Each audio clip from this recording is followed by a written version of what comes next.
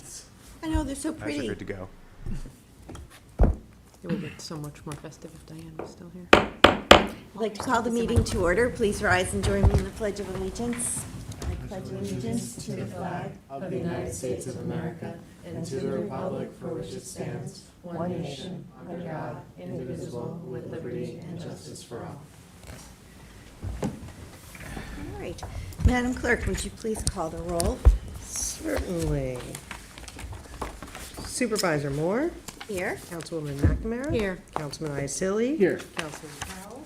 Yeah. Councilman Martell. Here. Thank you.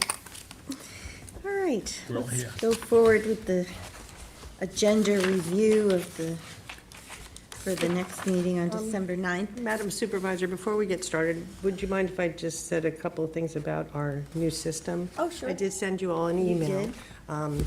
with an eScribe agenda, the new agenda management system that we're moving forward with. We all came to an agreement with the primary users and such that we were going to roll it out live on the first regular town board meeting, not at the organizational meeting, but this time around with the agenda, we also sent you the eScribe agenda so that you could look at the two of them. There are some similarities, but there's, some differences as well. So we just want you to get accustomed, with this new agenda so that when we roll it out, it's not unfamiliar for you. So we will be sending those each week with, each meeting with the minute track agenda as well. We did have a meeting with the primary users. Janice was with us to discuss the functionality, to make sure that everybody was comfortable with the rollout, and it was very productive, and we have some additional upgrades we're going to request, but we will be ready to roll out. I believe it's the January 13th meeting, and we'll be good to go. If anybody needs any training, I know some of you have had some, or you have any questions or concerns, please let me know so that we can vet them out in advance. Are we doing electronic voting at that meeting, or? No, Okay. no, we're still paper. Okay.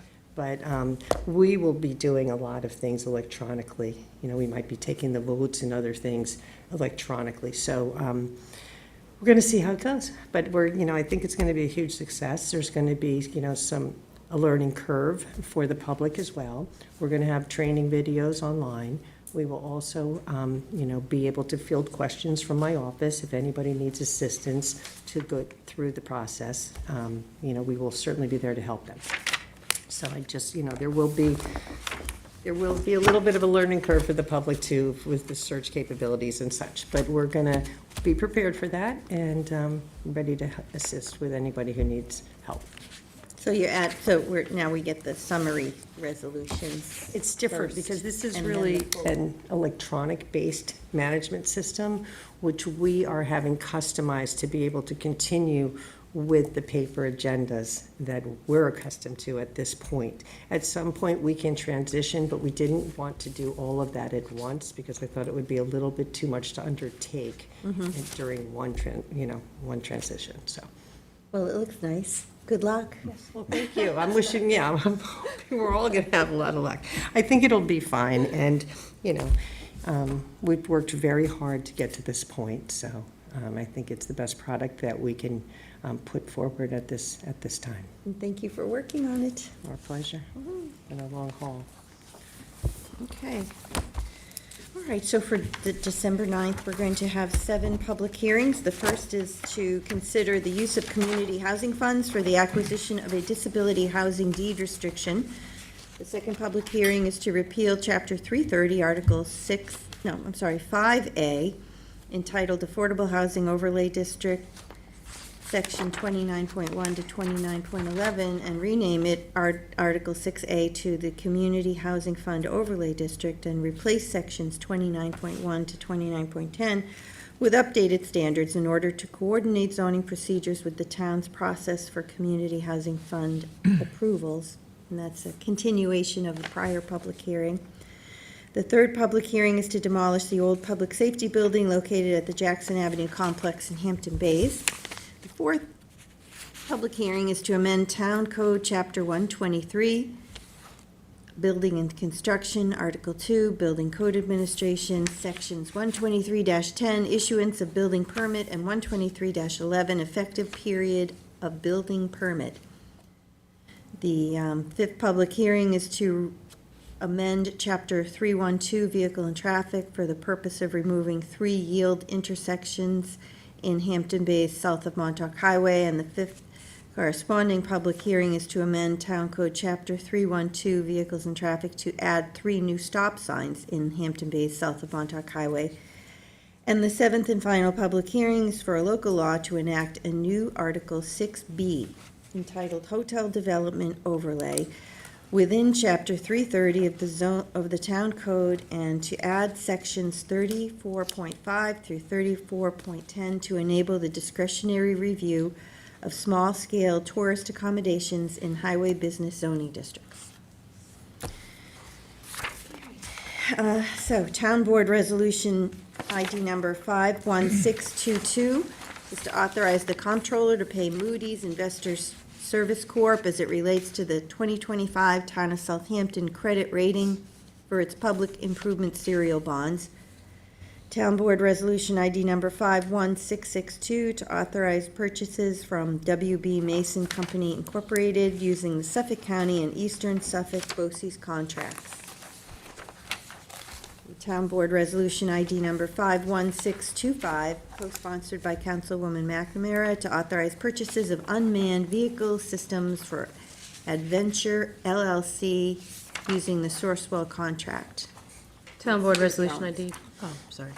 Sorry. Just for drones, so people don't think we're having unmanned vehicles.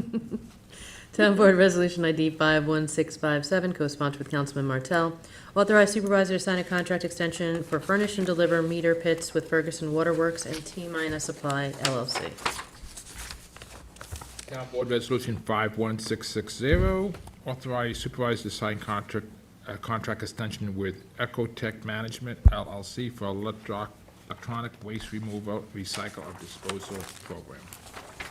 Town Board Resolution ID 51659, co-sponsored with Councilman Martell. Authorize supervisor to sign a contract extension with York Analytical Laboratories, Inc. to provide water analysis to the Hampton Bays Water District.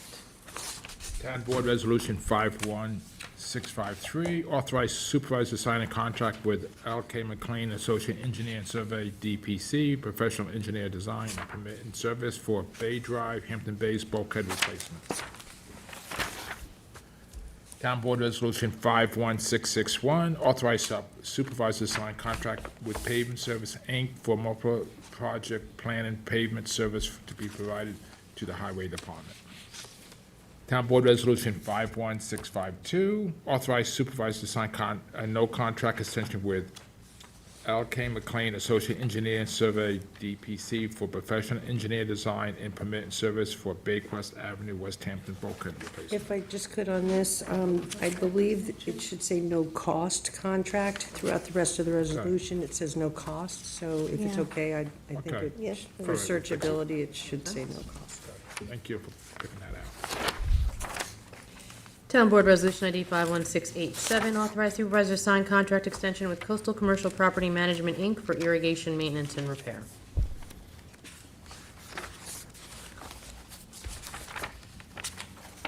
Town Board Resolution ID number 51648, co-sponsored by the entire board, to authorize supplemental funding allocation for the Town of Southampton Highway Department water quality improvement projects entitled Rose Hill Road Improvement, Shore Road and Yacht Club Drive Improvements, Halsey Road, and Tanner's Neck Lane Improvements for the 2025 Community Preservation Fund 20% water quality improvement project funding. Town Board Resolution ID number 51631 to authorize the purchases of emergency road tire service and tires, passenger cars, light, medium, and heavy-duty trucks, off-road equipment using Suffolk County contracts with Barnwell House of Tires. Town Board Resolution ID 51683, authorize the supervisor to execute a 2026 stewardship agreement with Alan Schneider to provide security services at Squiretown Park in Hampton Bays. Town Board Resolution ID 51684, authorize the supervisor to execute a 2026 stewardship agreement with Patricia Obi to provide security services at Ludlam Park in Riverside. Town Board Resolution 51685, co-sponsored with Councilman Martell, authorize the supervisor to execute a 2026 support agreement for MRI Software LLC for the Town of Southampton Housing Authority for the administration of the Town Housing Authority's Section 8 Housing Choice Voucher Program. Town Board Resolution ID 5165A, co-sponsored with Councilwoman McNamara, authorize the supervisor to execute a contract extension with Eagle Control Corp. As sole source provider for the supply of constant chlor briquettes to perform services and routine maintenance and SCADA upgrades to the constant chlorinator at the Hampton Bays Water District.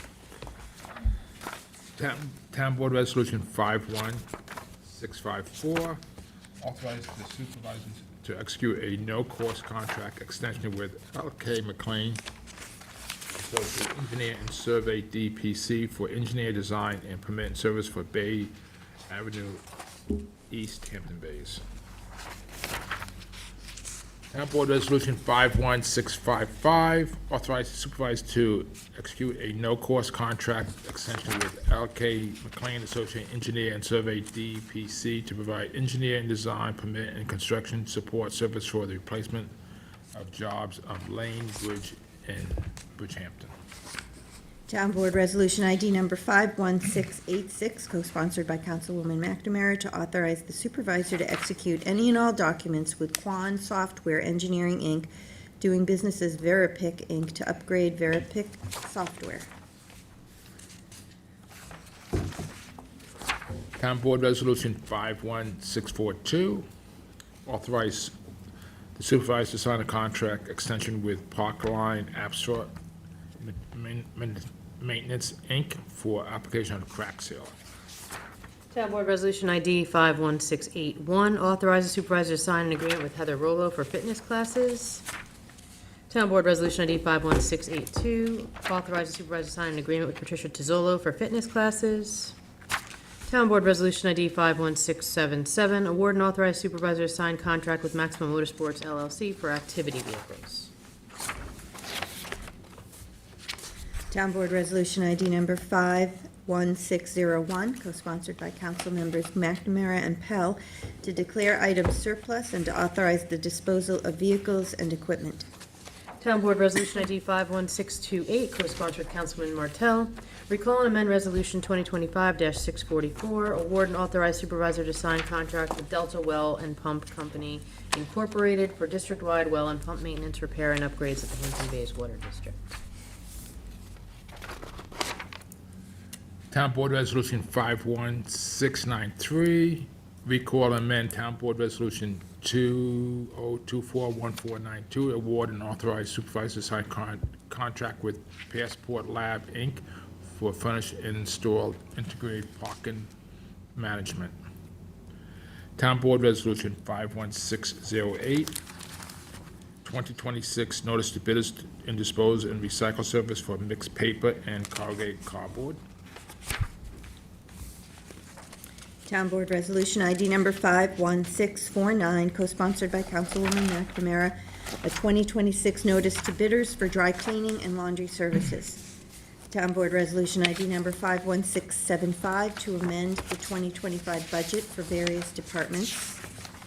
Town Board Resolution ID number 51692, to amend the 2025-2029 capital budget for Investigation Emergency Response Unit. That's for the fire investigations. Town Board Resolution 51603, recall and amend Resolution 2025-589 and 2025-847, authorize retain of Wilson, Elson, Markowitz, Element of Dick LLP. Town Board Resolution ID number 51700, to appoint Mark McIntyre to the Conservation Board. Town Board Resolution ID number 51663, co-sponsored by the entire board, to authorize the town attorney to accept a settlement from the Hampton Bays Water District share of the partial settlement with DuPont in the aqueous film forming foams products liability class action litigation. Town Board Resolution ID 51695, notice of adoption of a local law to repeal Chapter 330, Article 5A, entitled Affordable Housing Overlay District, Sections 29.1 to 29.11, rename Article 5A to Community Housing Fund Overlay District, and replace Sections 29.1 to 29.10 with updated standards in order to coordinate zoning procedures with the town board's process for community housing fund approvals. Madam Clerk, co-sponsor? Same here. Myself too, please. Supervisor? I'm gonna wait to see the shape that it takes. Town Board Resolution ID 51696, resolution of adoption amending Town Code Article 4, multifamily plan residential development district as it relates to expiration of approvals. Town Board Resolution 51602, resolution of adoption amending Town Code Chapter 123, Building and Construction, Article 2, Sections 123 to 10 and 123 to 11.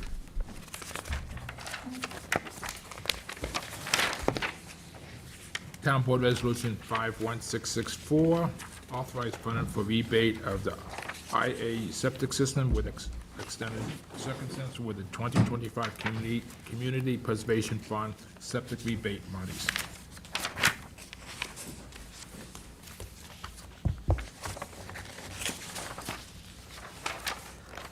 Is this, am I missing something? Town Board Resolution 51623, authorize waiver of Parks and Recreation Facility use fee for the Village of East Quogue Beautification Committee holiday tree lighting ceremony on Saturday, December 6, 2025. Town Board Resolution ID 51624, authorize waiver of Parks and Recreation Facility use fee for the Village of East Quogue Beautification Committee menorah installations and lighting ceremony.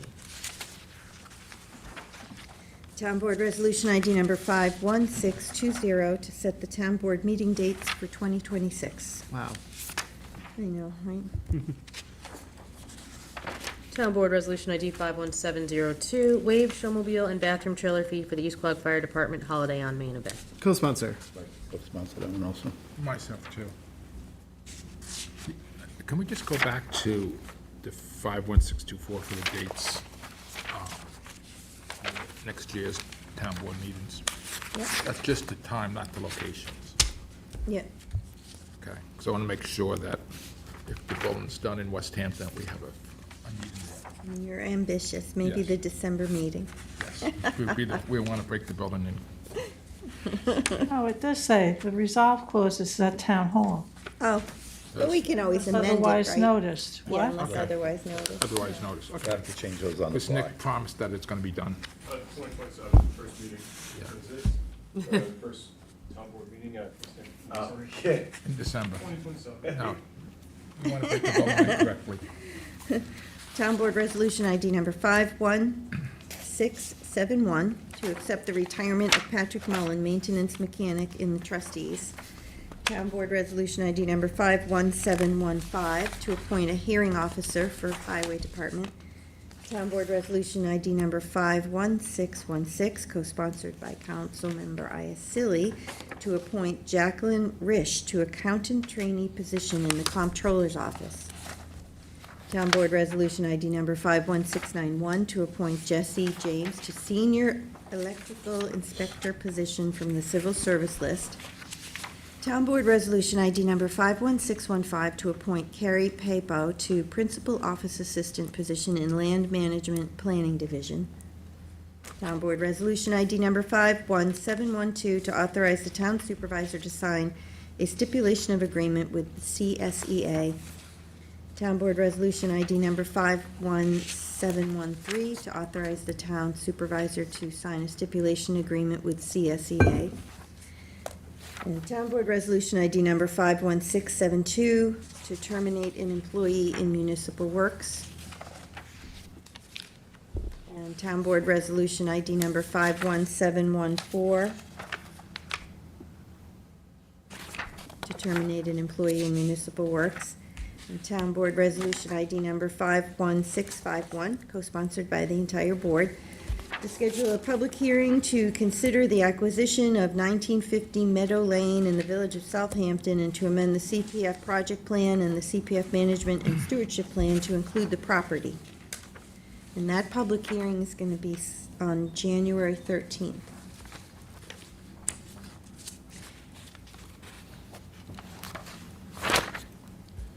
Town Board Resolution 51699, resolution to set a public hearing to amend code chapter 312 vehicles and traffic, article 6, turn movement section 312-72.2 right turns for veterans.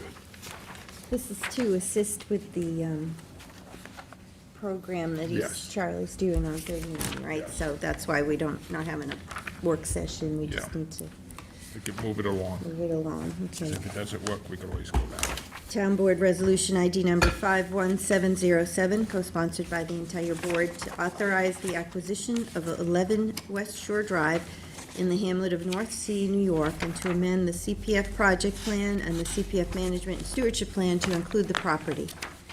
Town Board Resolution ID number 51406, co-sponsored by the entire board, to authorize the acquisition of 185 Widow Gavitz Road in the hamlet of Sag Harbor, and to amend the CPF project plan and CPF management and stewardship plan to include the property. That's not the one that needed further consideration, is it? I guess it wouldn't be on here if we, remember Jackie had us withdraw something last time? That was an East Qual. That was a historic facade. Okay. Oh, right. Town Board Resolution ID number 51709, co-sponsored by the entire board, to authorize the acquisition of 51 Beach Plum Road in the hamlet of Noyak, New York, and to amend the CPF project plan and CPF management and stewardship plan to include the property. Town Board Resolution ID number 51708, co-sponsored by the entire board, to authorize the acquisition of 87 Shore Drive in the hamlet of North Sea, New York, and to amend the CPF project plan and the CPF management and stewardship plan to include the property.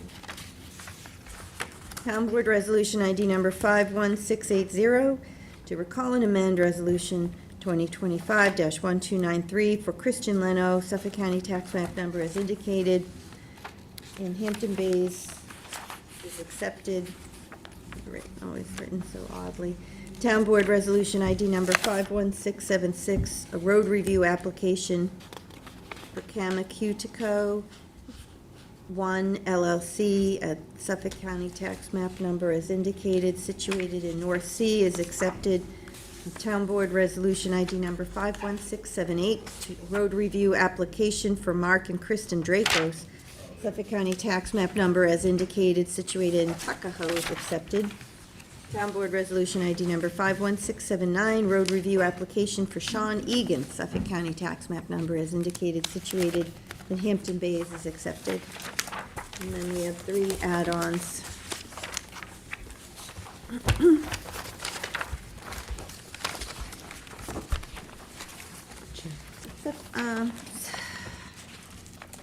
Town Board Resolution ID number 51670, to authorize a funding match for the Town of Southampton Environmental Facilities Corporation Clean Vessel Assistance Program for the 2025 Community Preservation Fund, 20% water quality improvement project funding. Town Board Resolution ID number 51710, to authorize the supervisor to execute an intermunicipal agreement for the establishment of the Peconic Bay Region Advisory Committee and the Office of Regional Community Preservation Fund Council, and to retain the legal services of Mary Wilson Esquire. Cindy, I'll be added to that, please. And then the third add-on is Town Board Resolution ID number 51718, to authorize the supervisor to sign a letter of intent. I'd like to say decline instead of deny. To decline funding from the New York State Department of Transportation for the Noyak Road pedestrian enhancement under the Transportation Alternatives Program. Just to change that in the heading to decline. And Janice, was there going to be a resolution on here for that working waterfront appointment? And the information back from Ann Walker. I emailed her again this morning. For what? I need more information. Noyak spelled wrong. For the resolution? To appoint him? Okay, all right, maybe we could, I mean, they were saying they need it right away, so maybe they can do it as a walk-on if they need it. Okay. Yeah. You know, it's a 2-year term, but need to root. it's, I mean, I'm sorry, it's a 4-year term, but it doesn't say when it starts, it doesn't say when it stops. Oh, So, you know, I just want to nail a few If she things doesn't down. get back, Commissioner Lansdale was also involved with that, so she might have. Sunday, if you could just make a quick change to the last walk-on, Noyak Road should be. No K. No K. I'm sorry. Road has a K. Road has a K, yeah. Yeah. That's very interesting. I never knew that. Some people right, so leave it. don't have it No, with but it or is a- without. yeah, I think it has Yeah. a K for the road, but not the Okay. hamlet. Yeah, it's Interesting. really weird. Is it right or not? I've always seen it spelled both ways, you know, I just wonder if someone. It's okay the way it is. So I well. was never right. Change the word. It's like Center Island or something, Center, something, RE. Okay. Okay, thank you. So our next topic is the Jackson Avenue Master Concept Plan presentation. And Tom and Nick are here with us in person, and we've got Arcadis, the team from Arcadis is gonna be on Zoom. And, On the original stamp, so it's the road original. On the restaurant stamp's copy. So, I think that's the first time in my 4 years somebody's actually done that. There's a couple well, I'm of set our town clerk. Thank you. Thank you for that. no, you don't. He's not right. you. Thank you, Tom. I appreciate that very much. You're welcome. Flip along, Dennis. Money on color for these things. So as you all know, we approved the appointment of Arcadis to do a conceptual layout for us of the Jackson Avenue property that the town owns. And they put together an incredible team of people to work on this with us. And they met with each department head, they toured each department's facilities, and they've designed 3 options or proposals for us to review and discuss today. So they're gonna walk us through it, and we can ask questions throughout the presentation. We've been going back and forth for weeks and weeks and weeks since the summer, when we toured Jackson Avenue on probably the hottest day in July. It was We were all sweating. But yeah, we have had a lot of great input from all the parties of the town. We've had individual meetings, like Maria said, and we've really tried to steer this in a direction that we think would be appropriate as employees of the town ourselves, and just trying to figure out the best path forward. So we have a lot of options for you to consider today. There's a lot of property there, it doesn't seem to be well laid out. The Justice Court, as we all know, needs to be replaced, the police department needs to be replaced, and so why not take a look at the whole property and see what we can do? And when we set this up with Arcadis, we made sure that the primary objective to this entire study was the replacement of the Justice Court. That is the first thing that must happen, that has to happen, and none of this happens without that happening first. Because if we continue to overlook it, we're gonna fall into the ground at some point, so. And not only did Arcadis prepare the layouts for us to review, but they also have ideas about funding that'll be important for us to understand. So with that, would you like to do some introductions? So can you guys hear us okay? Yes. Now, can you see us, or are you Yes. just looking at the? We can Yeah, see you. We can, we have a TV screen. Oh, okay. So I'm also But going what to share about my screen, putting because I this know up that on you the have. screen? Phil is gonna introduce his team, and then he'll Okay. be able to present. Kevin, can we get some additional volume on the TV?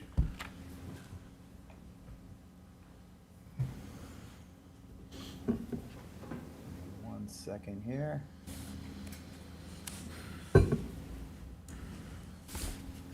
Okay, ready when you are, Phil. We've got a full-size presentation up on the screen. Okay, you can see Jackson Avenue Civic Master Plan up on the screen? Yes. We can. Okay. Well, I wanted to, hold on one second, something's not working on my end. Okay, we can't really hear that well, so Kevin, can we get a he little jack it up some more? Speaker volume. I think it's coming out of the ceiling and not necessarily the TV.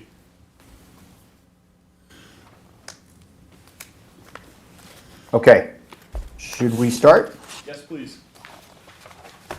All right, well, I wanted to thank everybody for taking the time out this morning to meet with us. My name's Phil Colleran. I'm the Principal and Practice Group Manager for US East Placemaking at Arcadis, and we're going to introduce our team here in just a second.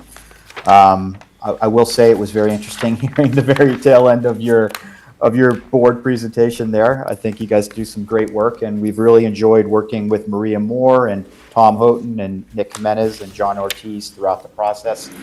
As I think Tom just mentioned, we started this process back in July, where we toured the Jackson Avenue site.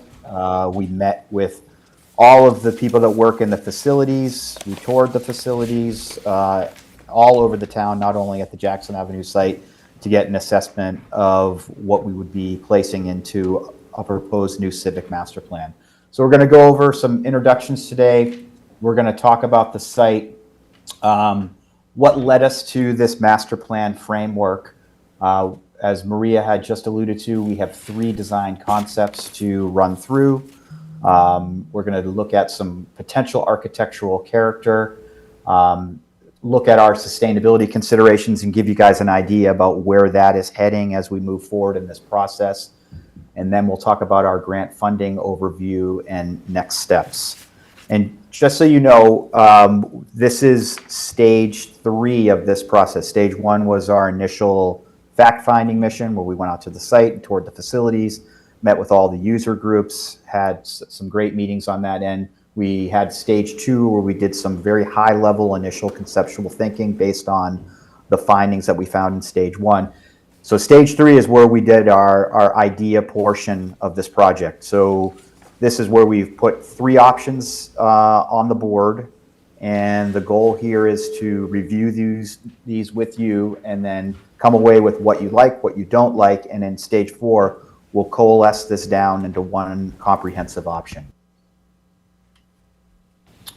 So this is our team. I just introduced myself. I'm Phil Colleran. I'm just going to have everybody introduce themselves very, very quickly. So James, if you want to lead it off, and then we'll just move right across the screen.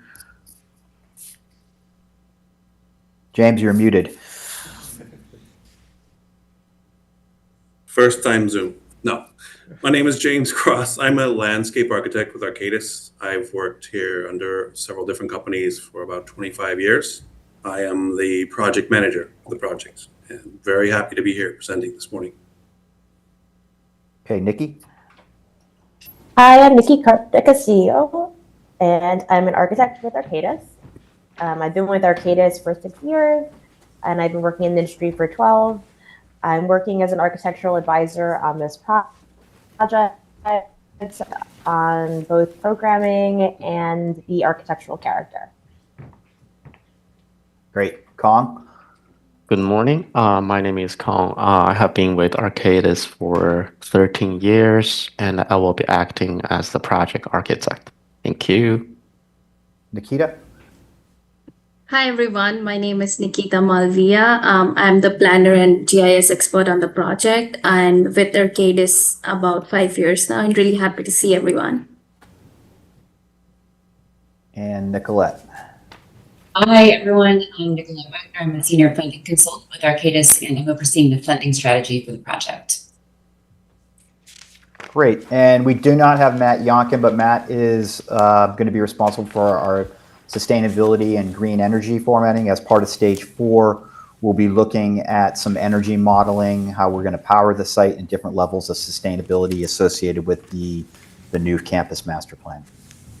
And Rachel's not with us today. Oh, I'm sorry. Did I miss Rachel? Sorry. Oh my God. Rachel's like one of the most important people in the room. I'm sorry. Rachel. No problem. Good morning, everyone. I'm Rachel Vess. I'm an urban designer and planner. I'm sort of bringing the Canadian insight to this project. I'm based in Toronto for Arcadis, and I've been with Arcadis for about 8 years now. Great to meet everyone. Rachel, I'm so sorry. Rachel is one of the most important people on the team, too. Just for those who don't know Arcadis, and you don't have this in your pamphlet, I kind of just added this in because I thought, well, maybe some people in this room don't know who Arcadis is. So we're one of the world's largest architectural and engineering companies. The company was founded in the Netherlands back in 1888 as a sustainability and water resilience firm. We're consistently ranked as one of the largest firms in the world, with currently 40,000 projects that we've done all over the planet. That being said, we have our values are rooted in sustainability. We bring this lens to each one of our projects. We have a large technology base within the firm, and we try to apply that lens to each one of the projects that we work on that is embedded in research, as well as human-centric design. I mean, these are places that are inhabited by people. They should be people-centric. They should be usable and comfortable spaces. And our expertise, just kind of looking at this, and as we approach the master planning, from the places standpoint, it's really the live, work, play aspect. And in this case, how we're going to site the buildings, how we're going to interact with the public open spaces and the connectivity within the site. Within the mobility, how we're going to transform how you move throughout the site, both from the vehicular and pedestrian experience perspective. The intelligence is infusing technology within the site, whether it's things like site security or a parametric design, or things associated with what we're going to be doing with the energy modeling and sustainability, which brings us to the resilience. And that's really protection of our environment and creating a natural process to the architectural and master planning as much as we possibly can. Our group here is called Placemaking, and we're one big studio. I mentioned that Arcadis is this very large 36,000 person company, but we really act locally.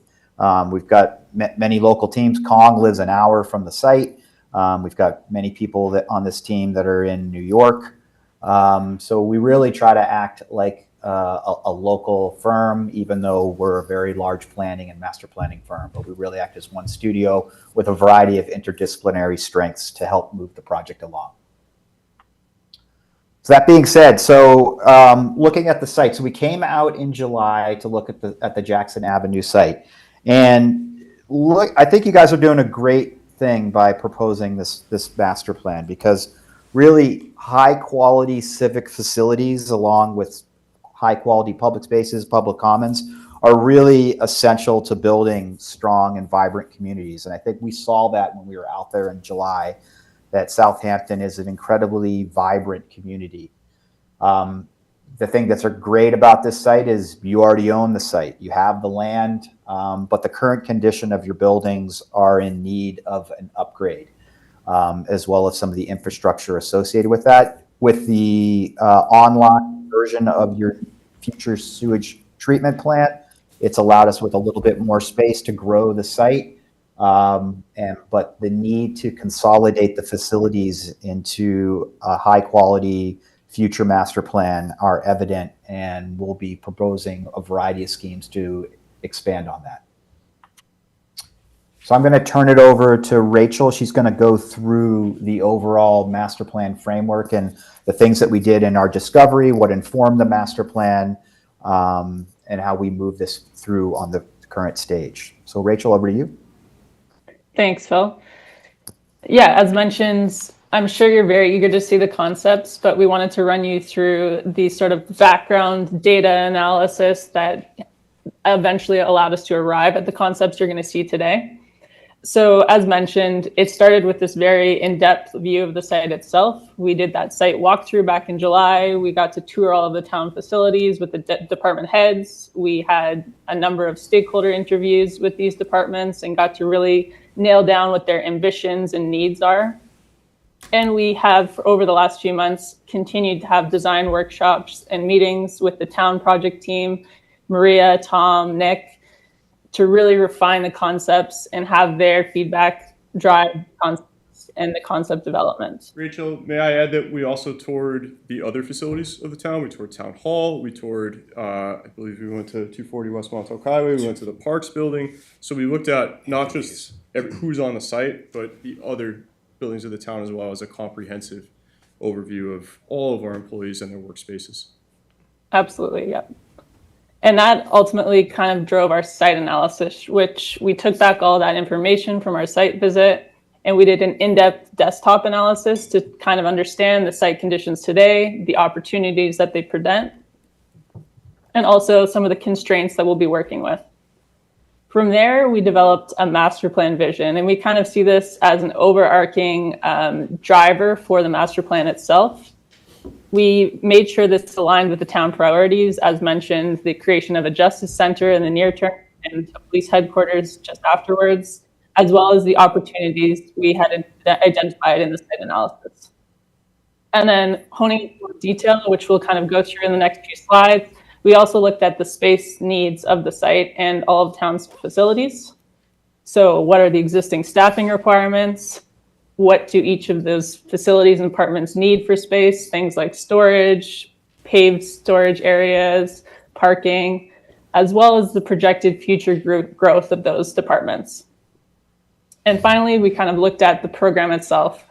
We wanted to kind of nail down what would be the best departments and who is best suited to transition to Jackson Avenue.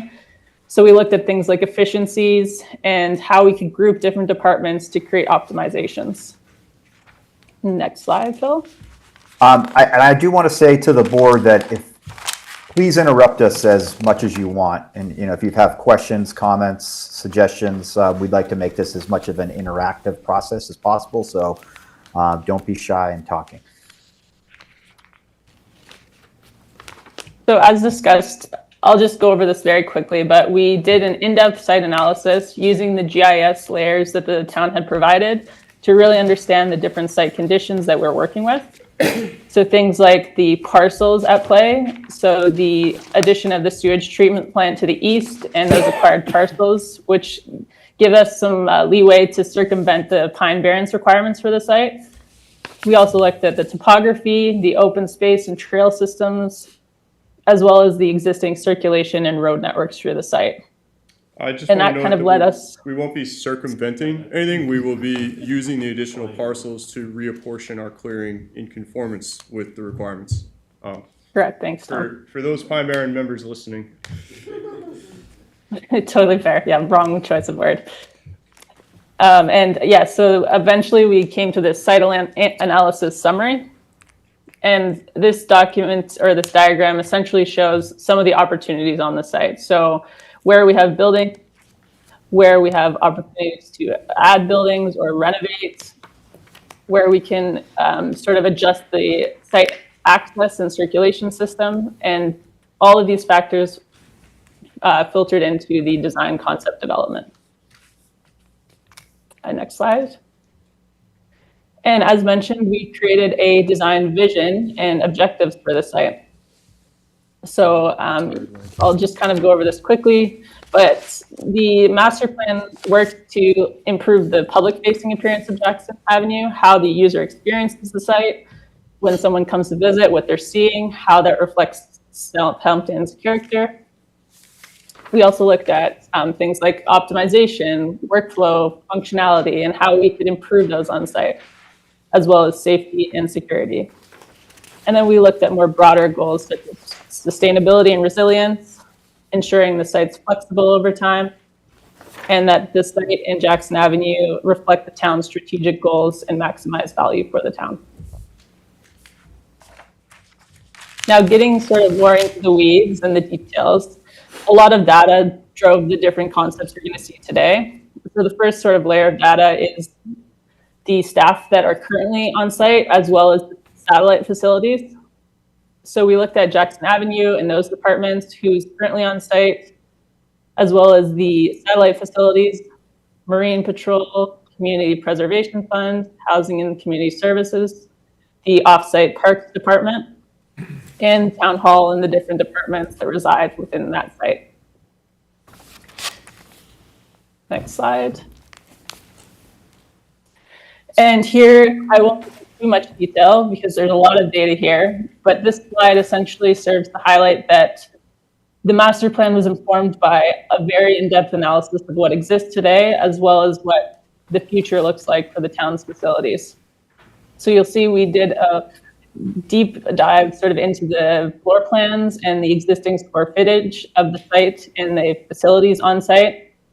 We also looked at the future gross floor area that would accommodate growth by department and the different needs from parking to storage and garage facilities. And next slide. I think it's And very a lot of this important was that- informed when we were there in Well, July. with our variety of stakeholder interviews that we had with each of the department heads and touring the facility. So it was very informative for us to go around and do that analysis and those interviews. I'm just starting with the staffing, and the numbers are not correct. On which page? The existing staffing requirements. That's just something that just jumped out of those numbers are just, they're not. Which numbers? Start with public safety and code enforcement's way more than 10. Yeah, we'll adjust it. Okay. I like that you know, in speaking with the department heads, took into consideration their future goals, you know, what they'd like to see in terms of additional space and floor area. Yeah, Exactly. yeah, that was super, super important, and everyone was very welcoming, I think, to the opportunities to have these new facilities and informing us what they liked, what they didn't like, what they needed. Yeah, so we undertook that analysis for all of the facilities, Jackson Avenue satellite facilities, as well as Town Hall. And if we go to the next slide, you'll see we kind of drilled into more detail by departments. And these buildings kind of informed what you'll actually see on the master plan. So left, you'll see the existing building footprint in gray, and the white is the new proposed building footprint. These are based on growth rates that we applied per department. So for general administrative uses, so that would be like Town Hall, 6 to 8% growth rate was applied. And then for the Justice Court and Police Department, a more stringent or higher increase is anticipated. So 12 to 15% was applied as a growth rate to those facilities. So you see in the example of the Justice Court on the left, the existing footprint is now envisioned as a 2-story, more compact footprint. And we've shown these as a sample, but we've done these studies for each and every building for the town. And it's important to note that the employees that currently occupy the Justice Court prefer the 2-story arrangement as opposed to a 1-story facility. As does the police department. As does the police department. And the judges. Yeah. Yeah, we're not getting that far into the weeds with designing the actual building, but their concept of a future justice center would be the courts and the public areas on the first floor with the more restricted areas and the judge chambers on the second floor, possibly jury boxes. Yeah. Or jury rooms. And I will note on the town hall, we've shown the town hall as this current massing at this time at the indicated square footage. We've had some discussions with the steering committee here in the town that potentially town hall could be a cluster of buildings, which would help with the phasing of moving services across to the new campus. This could be done over a period of a decade or more. But it wouldn't be that you'd have to build an entirely new facility and then move everybody in. It could be done in stages. And here we just have the same study for the police department. This one's slightly different, as the chief kind of specifically requested that they would like to retain their existing footprint and just include a 2nd story. So there's some additional space in this building proposed for things like the Marine Patrol to transition in, and potentially other complementary workflows. Next slide. And then finally, we just wanted to show you how we started to think about the program distribution. So this is essentially thinking about what is best suited to go to Jackson Avenue and which facilities might remain where they currently are. So in the first scenario, this is kind of the least intensive. What we were contemplating is essentially retaining and improving the existing Jackson Avenue facilities, and then moving 1 or 2 very complementary facilities to the site. So for example, Marine Patrol. The second facility is kind of an intermediate option. We termed it Town Hall West, which essentially would include a move of part of Town Hall to the Jackson Avenue site, and retaining the existing town hall location for more public-facing options. So that would include town hall's more operational and development-focused departments moving to the Jackson Avenue site, as well as all of the existing facilities remaining on site. And then finally, scenario 3, a wholesale town hall move would contemplate moving absolutely all of Southampton's facilities to the Jackson Avenue site. This, of course, is the most space intensive. So you'll see in the concepts that we'll present next that these options all consider this scenario. And we can tailor this down as we continue to have discussions on who is best suited to move to Jackson Avenue. Okay, thanks, Rachel. So we're going to go through the 3 options that we talked about. And again, if you have questions along the way, just stop me. First design option that we looked at was called the town green. And one of the things that when we did our initial assessment of the facilities was really trying to look at, is this facility okay? Is it not okay? Should it be moved? The police department was one that we looked at and said, is this building worth keeping? Is it worth rehabbing for the police? Is it worth rehabbing for other departments? So we have scenarios here that kind of deal with all of the above. And this first scenario, which is called the town green, actually takes the police station and demolishes it, just gets rid of it on the site. So the police station, you can see where my cursor is right here. Here's the existing antenna on Jackson Avenue. Police station sits just to the left of that.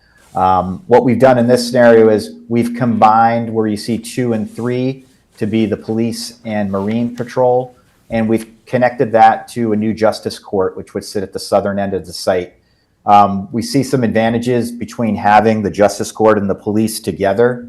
Town hall then brackets the northeastern part of this town green, and we move within that the highways department, parks and rec, the housing authority, as well as we've talked about with the group in the town about potentially having a daycare facility in there or some smaller concession area that would help service that zone. It creates this really interesting town green with good connectivity, a comfortable pedestrian environment, and then good movement and connectivity between what would happen within the justice court about movement between the police station and the justice court. Parking is surrounded around the perimeter with various accessibility, creating a nice pedestrian-friendly campus on the interior. And you can see that we've utilized the existing access point off of Ode Riverhead Road that brings you up towards Red Creek Park. So the majority of the movement to these parking zones could be achieved from that access point. The Jackson Avenue access point would access the police and part of the justice court, but the primary use of that road then would be to the transfer station, and that what would be a new maintenance facility and also connecting the existing maintenance facility. Yeah, that's nice that you clustered all the garages and repair shops in one area. Yeah, and we think that, you know, with having the police station here, we can put the impound lot. There'd be some nice connectivity back up into there because there's a lot of use from the maintenance perspective that has to carry over towards the police department as well. And So you can did see- you always provide for a separate parking area for the police vehicles and a separate, entrance to the building? Yes, yeah. So key features of this open space connectivity is this major courtyard and employee amenity spaces that would be created as these buildings surround this, and some kind of examples of what that might look like. And then looking at it from a massing perspective, the Justice Court being a 2-story building, the police headquarters also being this 2-story building with Marine Patrol, and then the town hall. And as I mentioned, this town hall, we could break this up into a series of masses. We're going to present some architectural character studies shortly, and you can kind of see how these massings might play out in a scenario like that. And then again, to the north, highway administration, garage, parks maintenance, and the trustees' garage, which would stay on the site. Sure. I don't see public safety mentioned anywhere in any of this. You have the public safety code enforcement in the town hall building, right? Yes. Yeah, I think there's an error in the numbers that when you put code enforcement, it's just code enforcement, but we also have to add in the fire marshals and the animal control. And Then it looks like that was overlooked. the admin staff. Yeah, and the admin staff. So- Okay, yeah, we can add that. I mean, we do have space available for that, so. And also on the garage, the highway garage should be closer to the highway administration building, and then the police garage should be right attached to that, or the central garage, you could call it. And you also need a garage for code enforcement and the fire marshals for their trucks and equipment. Because they have a Okay. lot of stuff they have to keep inside. That's more storage, right? Not a mechanic shop, just a Yeah. storage. These are repair shops that are on here? Yeah. These are repair shops. Those are all good comments, and we do have a lot of space up here on this northern part to incorporate those facilities for the existing garages. And we can, look at the relationships between the proposed buildings and those garages in a little bit more detail in the next phase. You also need an impound yard for the bay constables and the trustees, unless you're gonna use the police impound. They impound boats and mushroom anchors and stuff like that, floats. Yeah, are you talking about with the Marine Patrol? Yes. Yeah, that would be combined with what we're showing with police impound at this time, because we've taken Marine Patrol, would incorporate that into the new police headquarters. That's good. I mean, I'd like to see a scenario where we improve all the facilities that are there, Yep, option relocate two. Marine Patrol back, and also put public safety back there. I agree. This is the only option that demolishes the current police station. The other two options preserve the current police station and repurpose it as like office space or storage. So like, We should probably see what option two. Yeah, go over let's see option the two, rest. and then- Okay, so option 2, this particular scheme maintains the existing police station, but reconverts it over to highway, parks and rec, and the housing and community services. Now, it's a very large building, and in terms of the rehabilitation of that building, we would have the ability to move other departments, as we've mentioned. So if public safety needs to move in there, or public safety wants to move back over towards town hall, I think we have the ability from a spatial perspective to move that in there.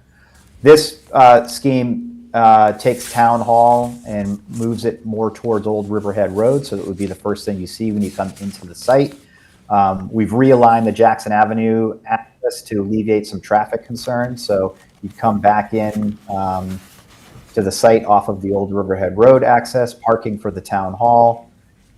Then we have the court, Southampton Court here, number 1. Again, we've always kind of kept the court and the police station somewhat in proximity with each other because of the dual uses associated with that. This scheme creates a nice centralized green spine with good pedestrian connectivity, as well as the ability to create a nice sustainable concept that would flow throughout the site. We've consolidated the garage and maintenance facilities and created some separate garage and maintenance functions as well, and connectivity back in to what these existing parking areas would be.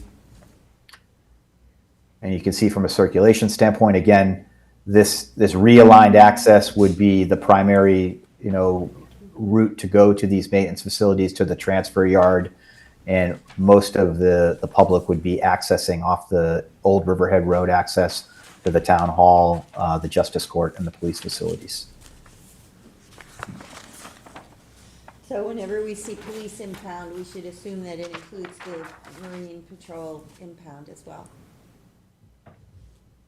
Correct. Yep.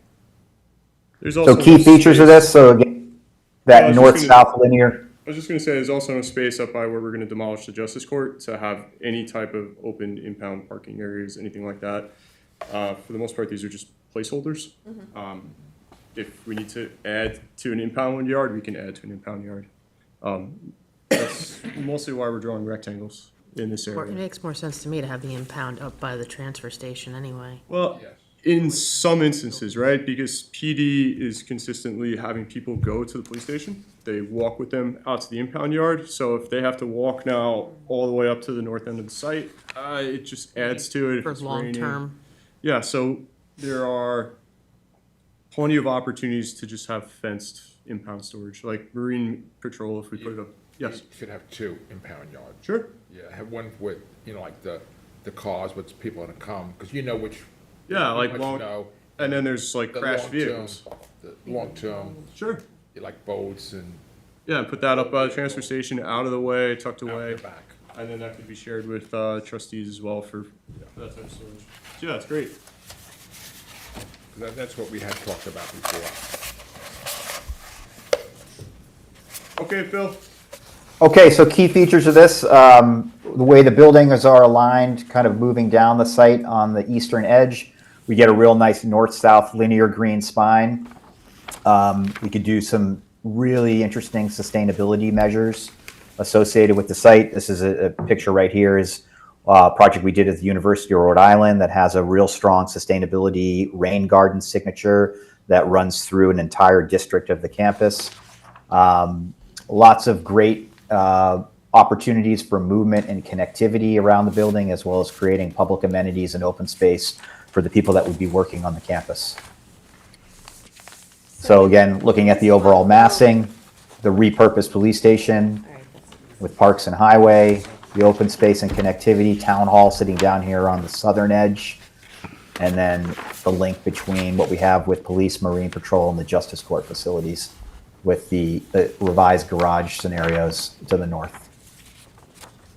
Yeah, because we determined that it was determined that the police department is a solid building, just not appropriate any longer for the police. Yeah. But it can be repurposed into nice office space for these other departments.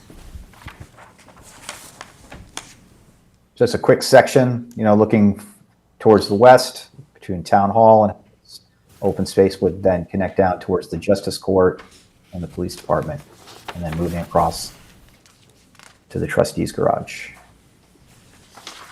What do people think about number 2? Is that a little more comfortable than the first one, or because this is a good time to, I know we're all seeing it for the first time like this, but please don't hesitate So I think to number yell 2 it out. definitely is more in character with Red Creek Park. I mean, to have everything just piled in there. This at least has a lot more green space. It has Yep. 2 accessible roads. I think it lays out a lot better to combine with Red Creek Park. Yeah, the thought is this could be another nice community space, like to hold events or to have a press conference or something like that. Yeah. So I just do would like want to number move 2. the police impound over closer to the, yeah, sure. To the what? he's had, maybe cut this down and just put a small one here. Yeah. That way it's not, when you come in here on the way, you don't see it. Yeah, Yeah, exactly. we can do a little flip flop. So, the highway, they can use it for, they're not right next to it. Did you hear that, Phil? That we're suggesting to move in number 2, the police impound over by the police headquarters instead of over by where it is now, by the, Yeah, okay. yeah, I think, if we have dedicated parking in this zone for the police, it might be good to move that impound lot, say, somewhere in this direction, and then we could create a roadway connection over to this maintenance yard so we could service vehicles to the north of that. Now, if I may clarify, option 2, if I was following along with the presentation earlier on, established that option 2 is creating the Town Hall West. Is that correct? Yes. But it can be built in phases, But- so not everybody has to move Right. all at once, if at all. Right, so, but option 1 in the layout did show Town Hall, is that, so I thought option one, correct me if I'm wrong, but let me just get this out. Option 1 was just the renovations, and then option 2 is the renovations plus the Town Hall West. So do I have that incorrect? You're mixing up scenarios and options. Okay. The scenarios don't correspond to the options in that I fashion. got confused with that. Yeah, Okay. it's, they looked at 3 different scenarios, they may not necessarily be this option. Okay. But let's look at town hall as, departments. like not as like a physical town hall, but white collar departments that are public facing.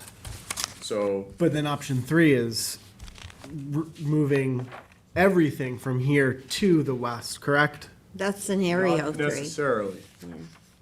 It all depends on the town hall size, right? I guess It's a little design misleading. the design options are not the same as. Scenarios. Did they call them scenario? Yeah. Yeah, I think that was the confusing part, that we thought that the 3 scenarios, Yeah, the scenarios as they're listed say, are a little bit more distilled and don't include, for instance, scenario 1 doesn't include the town hall, so, but then the design option does, correct? Yes. Correct. All 3 design options Have have the town everything. hall. Yeah, if I could just add some clarity to that.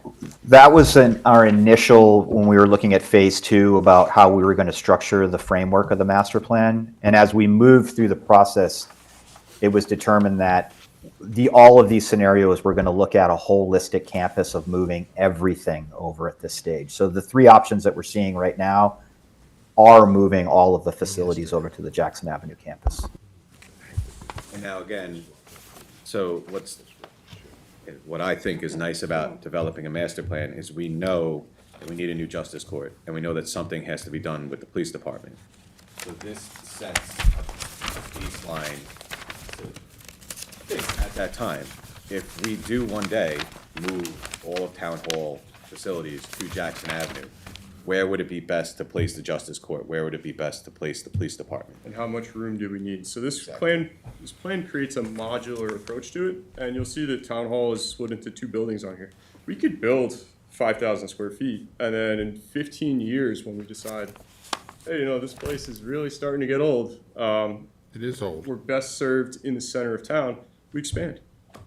And we have the space because we haven't boxed ourselves in, if you will. So we're trying to look at Do it in stages. probably should have backed this up a little further, but we're trying to look at everything. We're trying to make sure that we don't step on our own shoes when we build the first building. Because that's the last thing we want to happen, is that gets in the wrong spot, and then we're just handcuffed with what we can do with the rest of the site. so that's why the 3 scenarios, really the team went with scenario 3 to say, let's design it for everything, doesn't mean you have to put everything there right now. And I apologize, we've been looking at this for months, and this is the first time we're seeing it, so I forgot that it was, I've seen it a few times with Nick. The most intensive use is the design options. I would like to see us start with a new police department and justice center, right? And then bring the services that were there back, being public safety and marine patrol. And then, whether they go into the old police department building or what, but bring them back to the site and then expand out from there. yeah, it's beautiful. That's what this lets us do. We have a la carte menu board, but we know where each one can go. So we'll start with, today we're trying to figure out, do we want to keep the PD or do we want to build a new PD? That's really the second option on the table right now. We know we want to do a justice court, and then it's which is going to guide us to the best placement of the justice court. Because if PD is staying, then justice court will go here. If PD is getting relocated, it's going to adjust that, right? So those are the 2, 1-2 things that are going to happen. And then, but we don't want to, back ourselves into a corner for future people coming back. Yeah, you have to take the whole thing into consideration, even if you're only gonna build some of it now.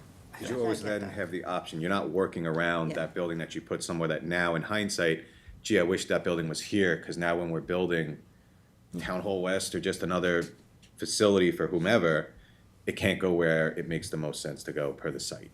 I think to me, the most sense means is a justice court and a police department, because I think keeping the police in the actual police department while you're trying to expand it, and it's just too, disruptive. Abandon that at this Yeah. point. I mean, my thought process as town engineer is I'd love to see everybody at a central place. It's going to help communication, working with each other. Yeah. Traffic. Retaining and hiring employees. So we're trying to create a scheme that allows for that if the funding matches that in the future. We do have to be cognizant of the fact that if we decide to move all of our town services to the west, right, to make it, we're basically abandoning the eastern half of the town. We're basically saying it's too hard to function here as a business. Well, it's right in the middle, right, of town, Hampton Bays, wouldn't you say? It's equidistant for both? Geographically. You could say that about here, really. Yeah. So what it allows us to do is to potentially, I mean, this is 10, 15, 20 years. This board won't even be I think they're looking at it. We're not, and plus, what Cindy was saying, we're not abandoning the east or the west. Right now, we have sub-office, like Cindy has office in Hampton Bays. Now, instead of us having her have an office in Hampton Bays, she'll have one in Southampton. We might, sell this building and get a smaller one here for all like sub-offices. It opens up a lot of options, and we will have to choose to provide services on both sides of the town. But have to make a which will step be the forward. main, which will be the annex, and then by relocating departments out of the smaller singular Hampton Bays buildings, we could start to sell those off to fund future development here. We have a lot of options in the future. If I may, I think there's an importance to understanding that there are priorities, and I think the police department, right, that other facilities. Justice Court, yeah, Justice Court, absolutely, yeah. No, I've had conversations with them that we need to definitely move forward on that. But I also think what this presentation is also prompting us to think about is the importance of centralization versus decentralization in town governance. Because I do think that if we are too decentralized, it's too disconnected with the public. The public might, right now, they go to, Hampton Bays for housing, trustees, et cetera, right? But town hall is located here. I think there is an importance to a centralized function. And in some ways, if we are considering, getting rid of this building and moving to the further west, I think there's an importance there for us to consider. Just in terms of government function And efficiency. at some point, one-stop shopping for our residents is extremely convenient, whether if you have to drive another 15 minutes to the west to get to Hampton Bays, instead of coming to my office and then driving west to Highway, then come back. To come from here during rush hour to trustee's office during rush hour is almost impossible. It takes hours. So in some ways there is I think a value to centralizing all the different functions of local government. But what you're also saying then is the people that are here that want to go now have to adjust, like, you know what I mean? Like, right now, people from the west can't come here in the mornings, right? So now you're saying that people that live here can't go to town facilities in the afternoon because there's too much people who traffic. live east? Yes. Well, it's easier, I think, during the morning, right, to potentially come. East to west. Right. I think it depends on your travel. I mean, that's going to be a consideration. It's a consideration now. I mean, you might even argue that people that are living west of the canal have a hard time coming to our town board meetings because of the situation. So I think either way you split it, there's always going to be people that have an issue with being able to get here. So I do think there's a value in discussing the centralization of local government function. And I'll say that's our final phase. Yeah, is and looking this, at exactly. the town hall. This is not something we Yeah. have to decide today or Yeah. even get into a conversation, because we can talk about this separately. This is only allowing space if we decide to do that. Like, if we decide to do it 10 years from now, where would it go? It should go here. Okay, so let's design the layout that way. So it doesn't Trying mean to- we're actually doing it. Trying to keep ourselves from falling into the same trap that everybody has fallen into before us, and we're gonna do this as Well, I mean, giant as fight. far as this layout goes, I think I'm on board with doing a new justice center and police department, and then repurposing the police department for other stuff. Yeah, and they'll have the sequencing for us. And yeah, you're right, you can't really renovate the PD while they're there. So we build the justice court and then move them in, build the new police department, move them in, renovate, and then move public safety, and we can sell the building they're in. We knew that we can't close the court and demolish the court and Yeah, then yeah. build a new court where it currently stands. So we know that they need a new facility and they need to operate while that new facility is constructed. So that's what Yeah. kind of led into all of this is where does that facility get It's a constructed? So giant then, game of in that hopscotch. scenario, then option two, which leaves the current police building in place is probably the best option. Yeah, so far, I mean, I like number two. Any option that leaves the police department in. Throughout these options, we were trying to relocate new buildings where there weren't currently buildings, so that those departments can continue to serve all their functions until it's move-in day. And then they move, and then we can start the next phase. This is all one small bite at a time, because in early 2000s, it was like, let's do the whole thing at once, and it never got off the ground. Yeah, So- yeah. Just imagine if, when Skip Heaney wanted to do this 30 years ago, we would not be sitting here. Yeah. And if we don't start it here and lay out something for the future, 10 years from now, the board's gonna say, how come that board back then did the same thing the board in 2000 did nothing? And we try to come at this at like a placeholder level. Like, we're not designing buildings, we're not coming up with architectural plans. We have tokens on here that can guide us in our thinking, but it's gonna allow us to hopefully have a really manageable way of achieving this in just one piece at a time. Do you want to review option 3? And Yeah, Phil, jump back in. Sorry. Sure, and I just want to note that this is great discussion, by the way. All of the facilities that we're proposing on these plans, they don't compromise what's happening with an existing use. So, Tom, I think as you mentioned, Justice Court would still operate while new Justice Court is being built. And in all of the scenarios, the police department could operate in its current facility until a new facility is built as well. Bill had a comment about the garage in number 2. And number 2, the trustee garage, that should be put a little bit bigger, and that should be combination with the Bay Constable's garage. It has to be high enough so they can back a boat in there and lift it up off the trailer and do maintenance on the boat. So that means Okay. you need like double that size, and, you know, part of it would be the trustees and part would be the Bay Constables. Great. That's noted, and we will make that change. Thank you for that information. Okay. All right, let's Okay, see what number so- 3 looks like. Final scheme on number 3. So number 3 is Just called stay the with number Civic 2. Courtyard. Skip number 3. Just look at it. You know how I am, like, let's get it going.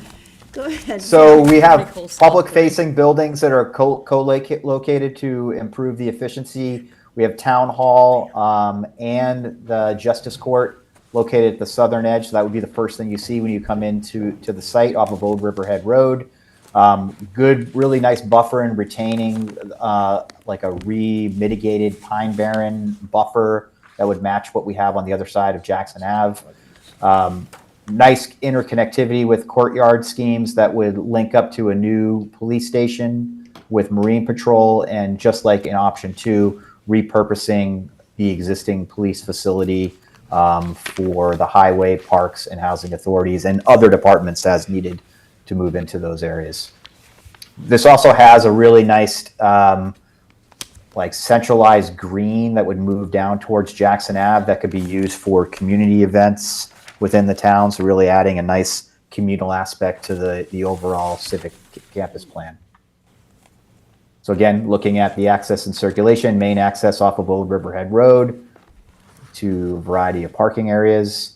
And then again, all the schemes have the same of Jackson Ave being more of that commercial development as it moves down towards the transfer station. So again, the key features, that major green lawn that extends down and opens it up into a nice civic space that could be used for community facilities, and then real good kind of interconnected pedestrian circulation in between the buildings. It's a little bit like option 1, but it becomes a bit tighter in terms of its courtyard feel. Looking at the overall massing. is it me, or does the way the design, the massing on 3, it just looks a little more cleaner, even though I think we're anticipating more happening with option 3, but it just seems like it's more, you know. Why does it look like the town hall building moves? Are you able to explain that? It does move. When you say cleaner, do you mean in terms of like a streamline approach to the layout? It just seems more. Can you just wait till I'm done with the question? So like it just seems like this is more spaced out. It looks like it's more efficient. The layout, I don't know why. Versus this one. Versus 2, which seems like everything is the way it's laid out. There looks like there's actually more happening in 2, and the way 3 is lined up, it's just the massing looks like it's. 2 looks like it's got a bigger event space here than, you've got 2 big green spaces in number 2. The layout with just seems 2 more concise in 3. I think with 2, we really tried to approach it from the standpoint of like the sustainability measures and creating kind of a larger signature to the open space and the connectivity between the buildings. So as those buildings were located along that western edge of the road, we really get a nice piece of pedestrian, it becomes a little bit like an extended campus, whereas 1 and 2 begin to tighten up a little bit more. I think because too. So it's just a different approach in terms of the overall circulation and the methodology for the connectivity and the public open space. Why don't you go to page 29 so we can see all 3 at the same time? But also from 2 to 3, you took some of the park, that's why I think it looks less congested. They took the parking and moved it across Old Riverhead Road, Which you have people crossing the road. Oh, Just we that's have true. to- What we said before, we have to keep that for the future growth of the Red Creek Park. So we really don't want to put the parking across the street. All right, so there's all 3. Yeah. I didn't notice that before about the parking. West, Michael, There's still, 'cause there's- but there's still parking. on Yes, option but 3. there's a lot of this bulk from up here is moved across the street. I mean, even if on number 2, we don't have to do the screen, we could do away with all this open space and have trees, like over here. I like 2. Yeah, I think for me, 1 seems a little compressed. I like that 2 seems to more comfortably use the space. One is also just surrounded by asphalt. Yeah, that's true too, and you see the parking as soon as you get there. Yeah, the parking, Maria, is something we'll have to delve into with you guys a little bit more in the next phase, because it's a lot of parking, and I know that certain facilities, like the Justice Court, are taxed right now with parking and will require a lot of parking in the future. But we're really going to have to hone in and verify those numbers that we've put out there for the other facilities, because it is quite a bit of parking. But we do want to make sure we future-proof this area so that we're not getting into trouble down the road. In number 2, the building at the top of the green space behind the Justice Center, is that a new building? This building right here? I can't see your, no, behind it. Like to the left. No. The one on the Oh, angle? this Yes, right building. there. Yeah, that's the existing police department. Okay, That so would in be that converted scenario, into- this town hall building is a new building as well? Correct. The 3 new buildings, the Town Hall, Justice, and the Police and Marine Patrol. Okay. So they can all be done, like you could do the police or the Justice Courts first, then do the police, and, And so that front town hall building and the parking wouldn't even have to be completed? Yeah, exactly. yeah. No, it that be could 10 just years from leave now. it. Yeah, Could be nothing Could be nothing. if future I like decides that one. not to like touch Well, it. you did decide to leave the transfer station where it is. Nothing's going to happen Yeah, with so that. transfer station staying exactly where it is because it's built on the limits of the 60s landfill that used to be back there. And there's no reason to move the fueling station, and the No, all highway that, department was fine with it staying where every it highway is. barn over there will stay. Yeah, that's all in good condition. And then the Justice Court is also built partially on the limits of that former landfill, which is why it's having some settling issues. So we want to keep that space pretty much available for parking. Yeah. Impound, truck storage, like, Make it a little porous. yeah. So that space is, needs to become vacant at some point, and really don't want to have anything permanent there. Okay. How we doing on time? Pretty good. I mean, we should probably move to the, Let's see, unless we haven't- anybody has any other specific This comments. would really increase how the septic is up there, because there's so many small pools here and there. Yeah, well, the future sewage treatment plant is gonna be a boon to this as well. Yeah. Absolutely. Oh, yeah. So we wanted to quickly run through some architectural design character scenarios and options, and then give you guys a quick overview of the funding strategy and how that's going to be moving forward into the next phase. Okay. So I'm going to hand it over to Nikki. She's going to run through the architectural language, and then Nicolette's going to talk about the funding. Hi, everyone. So I just want to comments say are before appreciated you, here. I just want to say before you start, so you don't get any hurt feelings. I do not like contemporary buildings. I think that, you know, this is a farm community, a fishing community. It should stay, you know, traditional.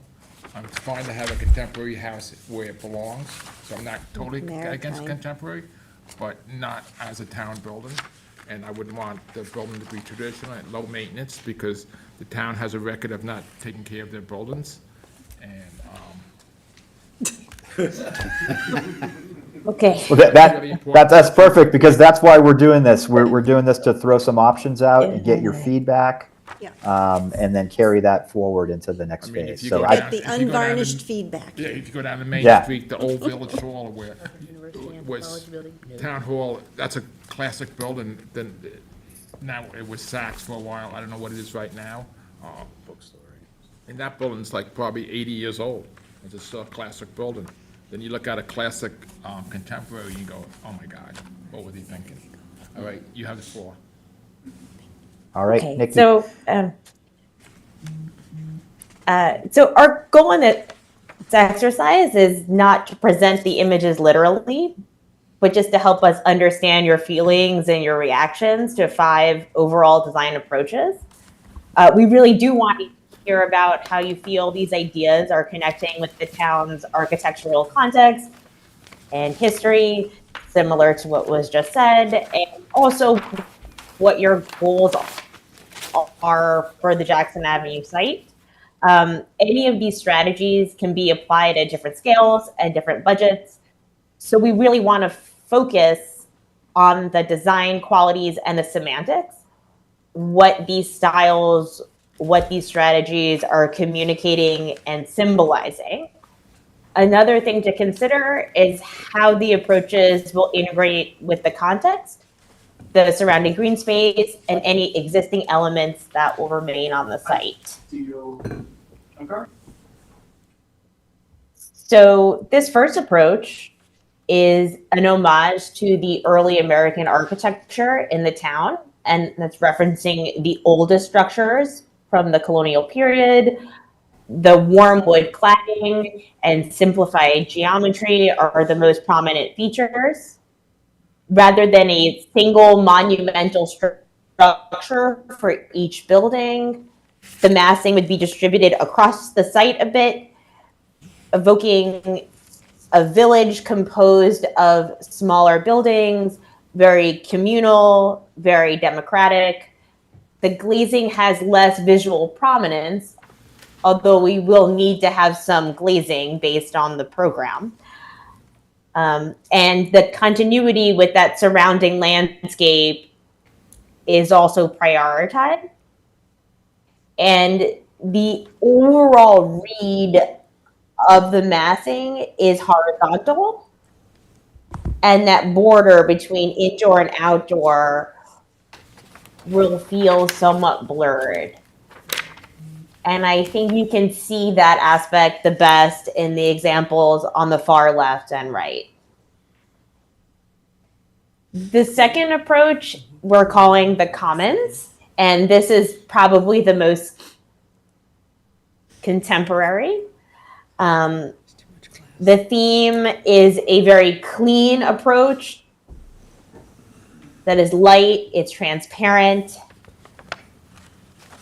It's also using some traditional cladding materials such as wood and stone.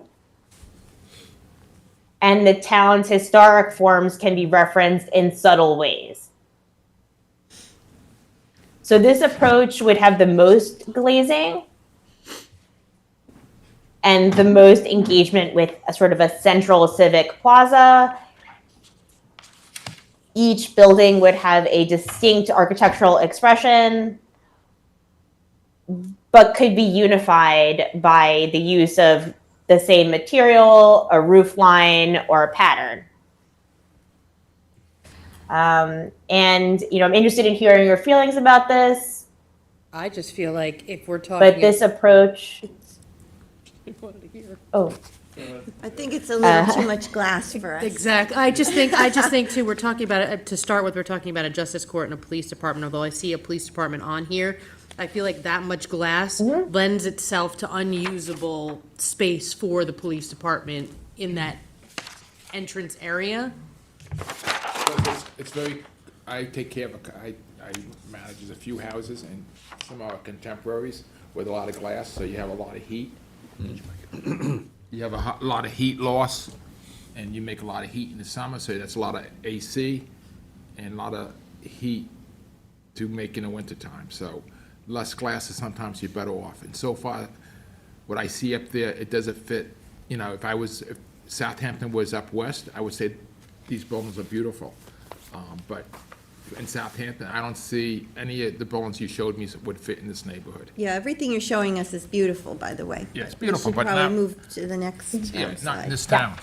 Yeah, and it should, I just want to note, you know, we're not designing the interior of these spaces, but what we are doing from this is, from a massing perspective, from a character perspective, this is going to inform things like, how do we enter the buildings? What do we need for a logistics perspective in terms of servicing the buildings? And how are we going to link and communicate from one building facade to another from a circulation and site point of view? So it's really, this is what, in looking at this type of language, it's going to inform this next level of the master plan as we move forward. so the third approach is modern shingle. So that's adapting the traditional shingle style, which has these sort of deep roof lines that shift to different heights. There's still natural wood cladding, somewhat asymmetrical forms. So you can have some more playful interpretations of that traditional wood shingle cladding, as you can see in some of the reference images here. Those are from Japan, so no surprise there. In Japan, using traditional materials and methods is extremely culturally important, as it is here. The geometry for this. Can I Yes? interrupt you? Have you been to the corner of County Road 39 and South McGee Street, the old Roscoe Potato Barn, which someone just refixed? That's a beautiful building. That would fit perfectly up there. Yeah. That's what we're looking for. I mean, I'm only 1 out of 5, but if you took a picture of that and made that into a police station or something, I mean, that building's huge, okay? All right, so Nick can send a photograph of that along. Yeah. I think that's a very, Very helpful. 80 years from now, the people are gonna say, that's a nice building. You're talking about the south facade, right? It's Mezineski. Yes. No, I know what he's talking, but you're talking about where they built the big parking lot side, looking at the building from that angle? No, Not the just the potato whole- barn angle. Just the whole building in. The whole building itself. The shingles, the stonework, the windows, Okay. the parking lot. I think, you know, when Steve hired, whoever did it for him did a good job. That's a huge building. That's Yeah, a it's huge big. building. So we'll send that just so you have a thought, but. Okay, that's great. Why don't we look at the next one with the neo-traditional? Yeah, so I mean, this is probably the most typical or conservative approach to civic buildings. It's sort of blending some elements of the federal, Georgian, and colonial styles. It's similar to some of the existing civic buildings in the town, symmetrical ABA facades, classical elements, traditional brick in some cases, very restrained ornamentation. These would be very recognizable for the public as civic buildings. There's certainly an element of nostalgia here. That's why this approach is still really popular in small cities and towns across North America. And part of the impact this would have on the overall site is that each building will appear to be its own object, and those stronger vertical elements at the entrance will cause things to read as a bit taller and a bit more monumental. I like the bottom one. It's like a post office to me. Yeah, it's getting better. So the fifth style here we're calling maritime, and it's connecting with some of the commercial buildings in the town, which I think are classified as the maritime mercantile style. So, and it's borrowing some of those elements at a larger scale to be an interpretation for civic buildings. It's drawing from the forms of warehouses, trading halls, small commercial buildings. We're also seeing that pitched or shed-shaped roof, very durable materials like brick and metal on the exterior. There's really a strong reading of a grid within the facade. And in terms of the massing, it's sharing some characteristics with that coastal heritage approach, but the darker elements, the emphasis on masonry, give this a bit more weight and an overall more stoic and authoritative aesthetic.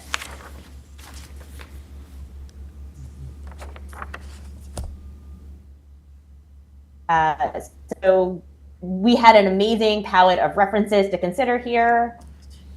And sort of as you've had the chance to look through this, we're really looking forward to hear about, what's speaking to you in these images and what you think the town will embrace.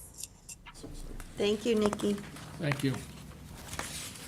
Okay, I'm going to keep moving, and then if people still have comments about the architecture, I think there's been some great things that have been said so far. But please feel free to interrupt. Real quickly on the sustainability considerations, we've thought about this a little bit going into stage 3, as we mentioned in option 2, the potential to have kind of a large sustainability corridor that would run as a signature down the center of the campus. But we'll be looking at, in the future, at looking at incorporating some blue-green infrastructure, things like rain gardens, infiltration zones to recharge the water table, incorporating green roofs.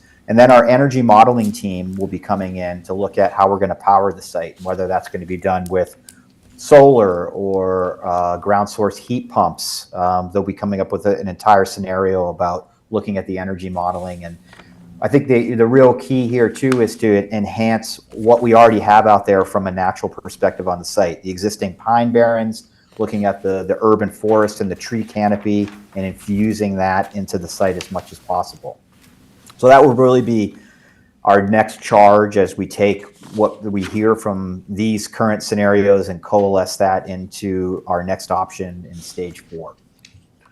So right now I'm going to turn it over to Nicolette. She's going to give you an overview of the grant funding, what she's been doing to date, and how we'll be moving this into the next stage. Thanks, Phil. So this is an overview of Arcadis's funding process, and we do different things for different clients. And for you all, we are creating the funding master plan.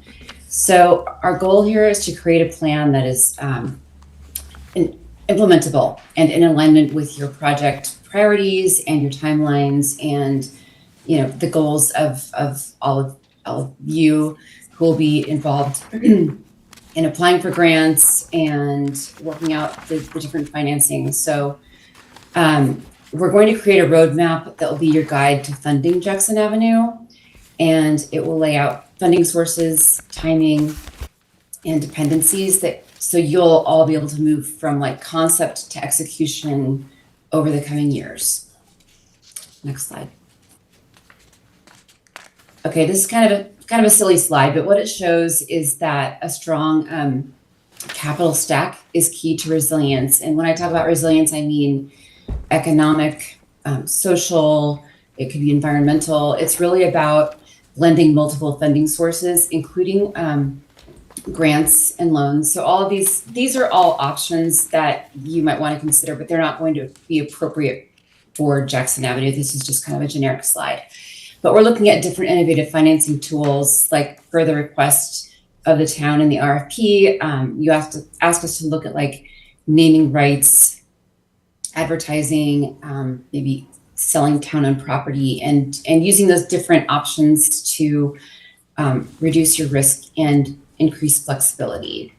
So we're looking out over years. Again, this isn't just about securing dollars. It's like structuring them strategically so that your projects can weather uncertainty. And, we don't know in 5 years necessarily what grant programs are going to be offered. We can do our best guess with the information that we have over recent years. So what we want to come up with is a capital stack that makes sense for you. Okay, next slide. So the funding strategy that we are developing for you, it will include an overview of your past funding experience. That will be brief. I don't need to tell you all what you already know, but we are also looking at an Airtable database, which is the piece below here. And I don't want you to look at this as a finished product, because it changes based on the decisions that the design team makes. And as that process moves forward, I will be able to put in bid dates and cost estimates and shuffle these projects around. The Justice Center remains the priority at the top, the police headquarters close behind it, and then based on the necessary funding that you will need, we will kind of start to slot in what the best options are for you. So this is all kind of a work in progress right now. I don't have any big reveals for you today. This is just really to give you an overview of what we're doing behind the scenes while these other decisions that we've been talking about today are being made. And last slide, Phil. So again, this is just examples of funding resources that we think about with other clients. And then the next steps on my side are to really understand your priorities, understand what of these resources are just not appealing whatsoever, and which ones you would like me to prioritize. And then working with the design team again to understand cost estimates and timing, and develop a strategy for the team to review in January. So it's very much an iterative process along with the design. Does anyone have any questions or any? You've met with our town comptroller, Dorothy Godlewski, didn't you? Yes. Yeah, okay. And I Yeah, don't you see know the what? naming rights on here, but I do think that's an important one. Is that in the buy a brick kind of category? It's on the previous page. sheet as well. Yeah. Yep. Okay. Yeah, because we might be able to find somebody who'd be willing to put a significant amount towards one or two of the buildings. Okay, next steps. Yeah, Should and I I think, ask- Nicolette, you have a funding strategy meeting scheduled for next week as well, right? Next Tuesday. Yeah. And if there's anyone else I should add to that meeting. We do, every year we do bonds, and so that's an option for some of the money. There's, we could take some out of the, general fund a little bit. So, there's strategies we can do, but we'd love to hear from you about these other opportunities. So we'll start with that meeting that we have on the books and go from there. Perfect. Thank you. Great. All right, so next steps for us in terms of this process, you can kind of see our project timeline where we kicked off in July in our analysis phase. We did our concept vision, which we're just presenting to you right now. We're not really currently here, we're more in December, but the draft master plan hasn't started yet. So the goal here is to take comments that we get from the stage 3 report. We're going to revision the plan from 3 options down to 1 option. Nicolette is advancing the funding as discussed. Our energy team will come in and start the modeling for the site based on that preferred option. We're going to be looking at some preliminary cost estimating towards the end of this phase, with final cost estimating happening in the phase 5 master plan. And then we will start to look at a phasing schedule associated with the different facilities that we're going to be generating per this singular plan for stage 4.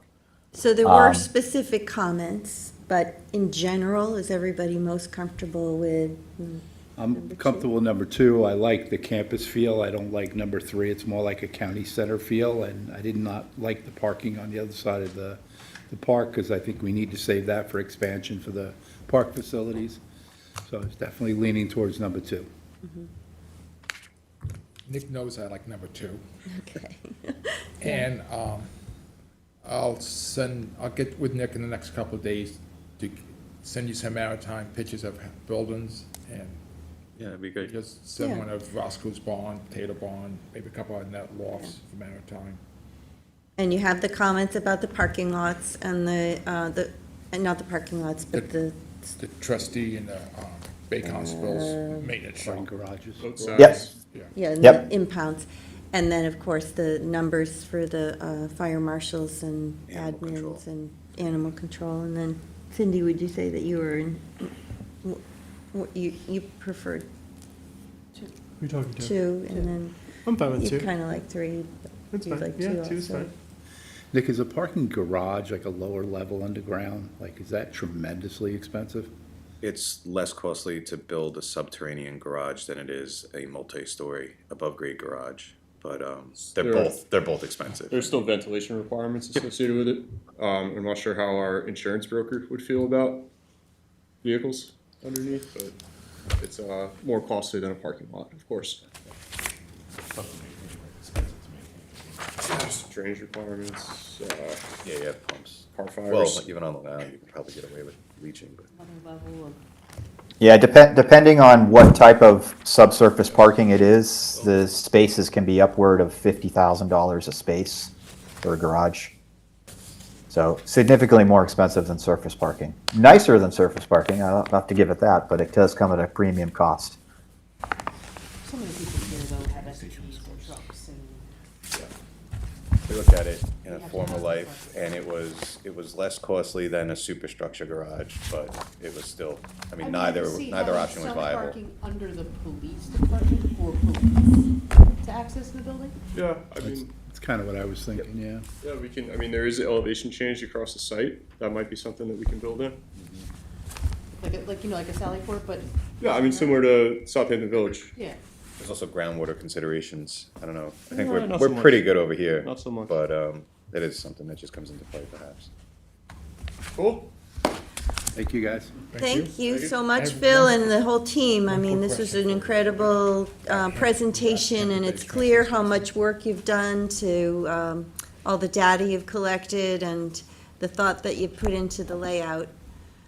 So we really appreciate that. We'll get you these additional little things in the next couple of days. And did you have Great. another question, Bill? Just No, but I can't thank you guys enough. I know you all have busy schedules, so on behalf of the team, we really appreciate you taking the time out to meet with us this morning and give us your feedback. And we all look forward to working with this group, as we progress this project forward. So we look forward to the next time we all see each other. Thank you. Thank you. guys. Thanks so much. Okay, we'll talk soon. One quick question Thank for you. Tom before he leaves. On the transfer station in Hampton Bays, could also maybe West Hampton, is it possible, I know we don't take construction in those 2 sites, but maybe putting a container there where just a homeowner can put like a 2x4 or sheetrock or, I would highly recommend investing in a scale so that we can weigh that material and then we can take construction debris. how about if we can't take the expense of a scale? There's another way we can do it because I can I have, charge by the cubic yard. maybe we want to do that because I had a couple of people stop me, with the traffic coming to they have a piece of sheetrock, they just fixed a hole in the wall or a couple, old 2x4s. They have no way to get rid of them. Yeah, they'd have to go to North Sea. Yeah, under and with the current sea. traffic and, they'd rather just go there, They Okay. look Yeah, I mean, I'm looking into a vehicle scale in the coming years. Yeah, there. maybe, It's about $100,000 for a scale. yeah. So, So maybe we can do cubic, look at that. okay. Maybe put a limit, only a garbage can. Yeah, it's just, it's a slippery slope, right? So if I open it up, it's open. Yeah, but if you can limit to a garbage pan only, just like we did with the 5-gallon oil. Yeah, that's gonna be very tricky. I'll look into it. Yeah, because people really would like that. Yeah, it's gonna be difficult to turn people away. You don't want to turn people, that's the wrong answer. So that's why I'm saying it's gonna be difficult. We're gonna have one person's gonna have a 2x4, and then the other person's gonna show up with a truck full of. No, you just have to put, just like you do with the cardboard. Well, they still come though. Like Yes, you have to lay it right out. It's a garbage can full of debris, or 2x4s or whatever they've got, Okay. Put a limit on it. All right, I'll look into it. Do we charge for the mattresses, or Yes, is that? we've always charged for mattresses. But was there something new that we just implemented? Yeah, so we are. Happy. Thanks, Nick. We are partnered with a mattress recycling company, and they come and pick up the mattresses and box springs from Hampton Bays Transfer Station, North Sea Transfer Station, and they bring it back to, I think they're in East Rockaway or some area, and they completely dismantle each mattress and they recycle the individual components. What did we used to do with them? Just We discard bring them? them to the same place we bring our garbage, and they end up in a landfill or incinerated. That's a very good project. Yeah, so we still charge for them, but Yep, now still we're charge for 'em. being more responsible, a way of disposing Yeah, of now them. every one of them, except if it's highly infested with bed bugs or is soiled beyond repair, we recycle these mattresses to the utmost ability. Thank you. Awesome. Good stuff. So We're glad you're so sustainability focused. The Assembly's working on a mattress bill, but it's been kicked out a couple times, so we'll see if it sticks this year. And then the people who sell mattresses will be responsible for recouping an initial fee that will ultimately pay for the disposal in the future. All right, good, and thank you for your work with Arcadis. This was a very nice Thank you. presentation. Looks good. Cool. Thank you, everybody. All right, well, so sorry to keep you waiting. I know we're behind schedule, but our next topic is a change of a non-conforming use at 60 South Country Road in Quiog. Janice Shear, our Town Planning and Development Administrator, is here. I am also joined by Joe Lombardi and, I'm sorry, Kyle Allen. Hi, Kyle. Hi, Joe. Property owner. Have some reports to hand out to everyone.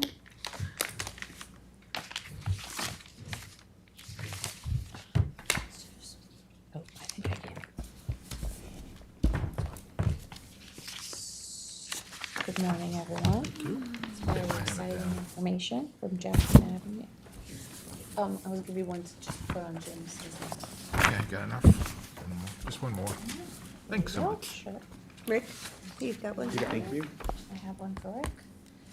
And some maps as well. There's a map on the wall there, just so you have a reference point. This is 60 South Country Road in Quiog. And under the town code, the town board looks at one non-conforming use to another.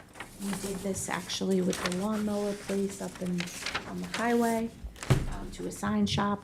I don't know if everyone remembers that one, but the idea is that this property was previously a machine shop, a repair shop, automotive repair, and they're looking to do an office building. So I'll let you talk about what you want to do with it. And it's just in the front of Chesterfield's in Quiog on South Country Road. If that's like a good location. Peters and your Road. Description. Just before, just east of Peters Right. Road. Yep. What's on either side of that?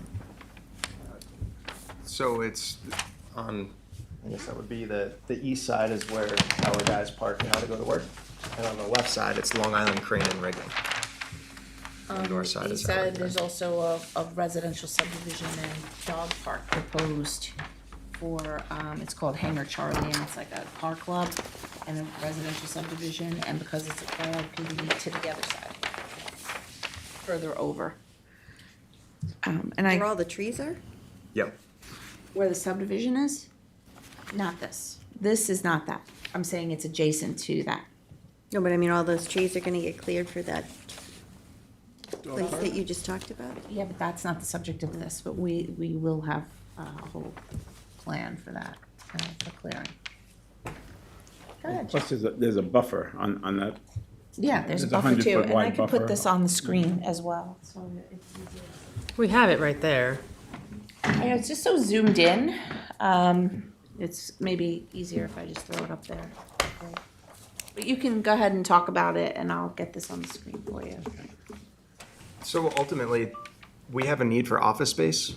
We have this property up front, and right now, understanding the area and what it's becoming with our neighbors now to the east, Hanger Charlie, and them having a 10-lot subdivision, and Peters Lane going from Peters Lane, as it historically has been, to now having $3 million homes on it.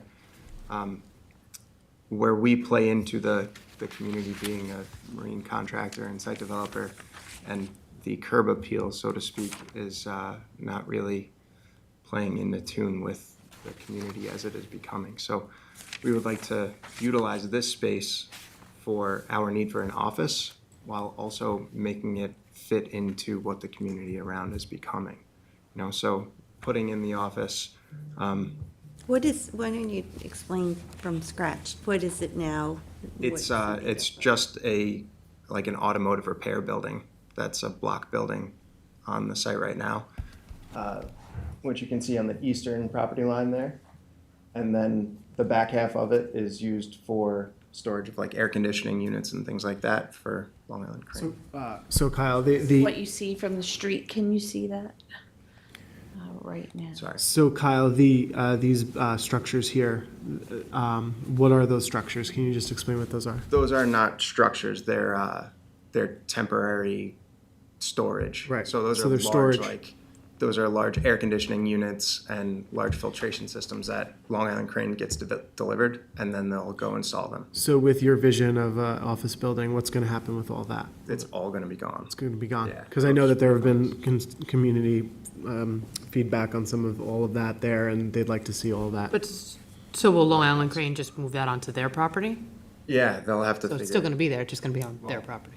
They space constricting. It wouldn't be able to be on their property. They'd have to figure out another thing to do with it. This is Long Island Crane behind yours? Is that what So you're saying?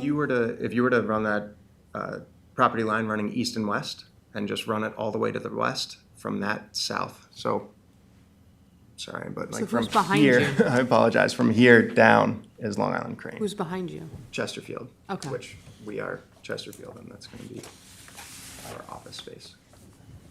So Chesterfield's going to use your office space? Chesterfield is the office space. Okay. Yes. So we are Chesterfield. Okay. Yep. Oh, so you own what's behind you also? Yes. That's why the property is called up. What? The property is up front and we're out back, so that's the up front portion. Do you have elevations to show of?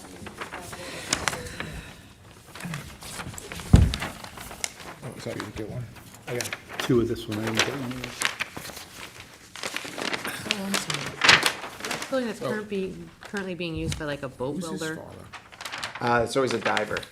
Okay, Yeah. so that'll be out. Yes. Yep. Let me just out of curiosity, what, so you're Alan, so who's your father? Seth is my father. Oh. Seth's a good man? Yeah. He's the nicest guy in the league. Father was a very good man. Thank you. Obviously, this would go to the planning board after you know, if you were inclined to approve the change from one non-conforming use to another and the ARB, but for now, they have like a little bit of a conceptual elevation, right? If you want to hold that up. Very decent. It looks good. Not too much glass. That's more traditional Yeah. to this neighborhood. We're going as traditional as possible. Are you saying you're gonna take everything off of this property? Yes. And And put an just office construct building. the office building? Right now, it's an automotive repair shop and a machine shop. Yes, currently a diver rents out that front building. So he has his diving equipment and boats, and he'll do small repairs on, outboard motors and stuff out front.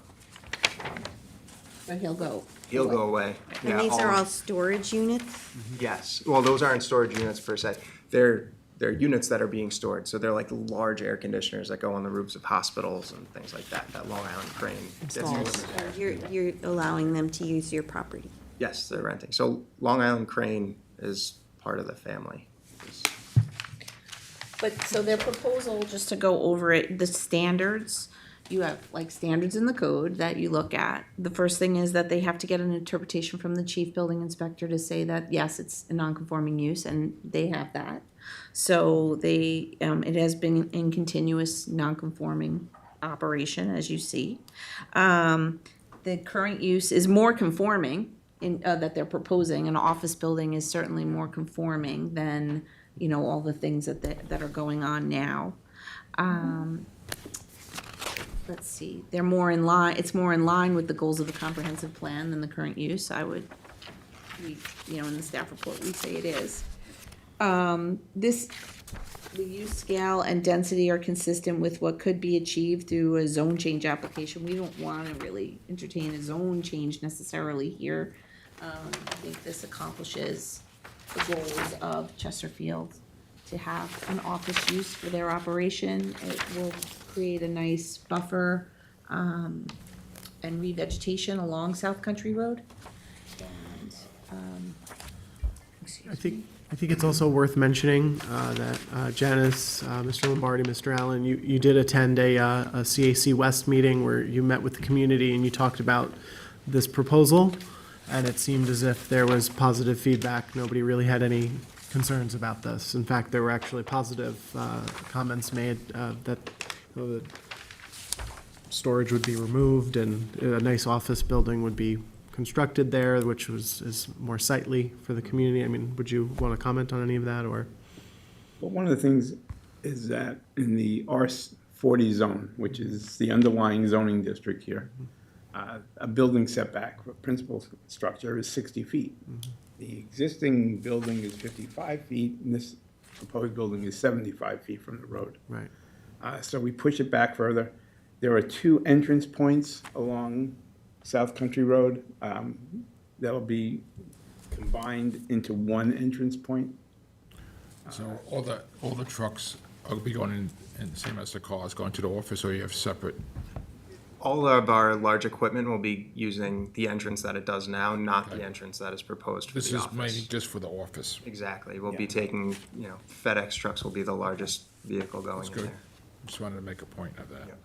And the parking is located behind the building, so there'll be ample room for revegetation and restoring areas that have been disturbed, as most of the site has already been disturbed. I think it's a huge improvement on what's there. the planning board may want to rejigger this a little bit, because they usually like, you know, but conceptually. What do you have there behind the building? That's all parking spaces? This is the parking area. So it's It's 1 per screened from the 180, road. the parking requirement. You know, and then the board goes on, I mean, the staff report just, you know, basically says that you'll refer it if you want to entertain this. We'll put it on for public hearing, do that notice, it gets referred to Suffolk County Planning and the Planning Board and the ARB, we can have some input. And, basically, as a if you go from one non-conforming to another, it's still a non-conforming use in office, so you're still subject to, like, the expansion rules, you can't, you know, you're still non-conforming, even though it's a different type of nonconformity. And that's really, we do recommend that this move forward. We see no reason why not. I'm but, fine with you know, that. I'm fine with it. I mean, Yep, absolutely. Great. it's nice looking, it's a good project. Easy. Thank you. Thank you for helping with the lifeboat. Yes, a couple years ago. Oh, yes. That's a good building, that's the design. That is a great building. Yeah. It's, You gotta tell Nick, he's probably watching. that's a great one to look at too. And the Mezaneski building is also beautiful, so that was a great reference. And your company, your dad specifically, is always so helpful in the community Yeah. with various things. And I definitely want to keep that going and be able to play well within the community. I mean, Yeah. been here my whole life. You know, so. Thank you. Great, Thank so I'll you. have this on for the December 18th agenda. Yes. Great. December 18th to schedule a public hearing for the, Is that a regular meeting? yeah, Yeah. you can, What but is that? the To public schedule a hearing. hearing in January. Yeah, but it has to be the last meeting in January, just because of the timing of the Oh, yeah. press. Publications. What date would that be? I think the 27th, yeah. 7th, yeah. Yeah, 27th. Yep. January 27th. Great. Are we- Thank you so much. All right, thank Thank you, you. and thank you, and our apologies again for keeping you waiting. That was. Yeah.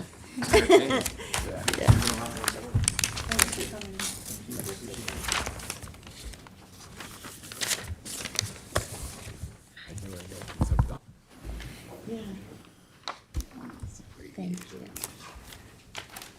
Hi, Janice again. All Staying right. put, I'm on the. Now what? We I'll have pass them down. another You just throw topic them of, in, thanks. so the next topic is construction of private docks in Peconic We Bay. have this already, actually. Janice Shear is with us I'm again. joined by Kelly Doyle. Kelly I'm Doyle. sorry her name did not appear on the agenda. That's okay.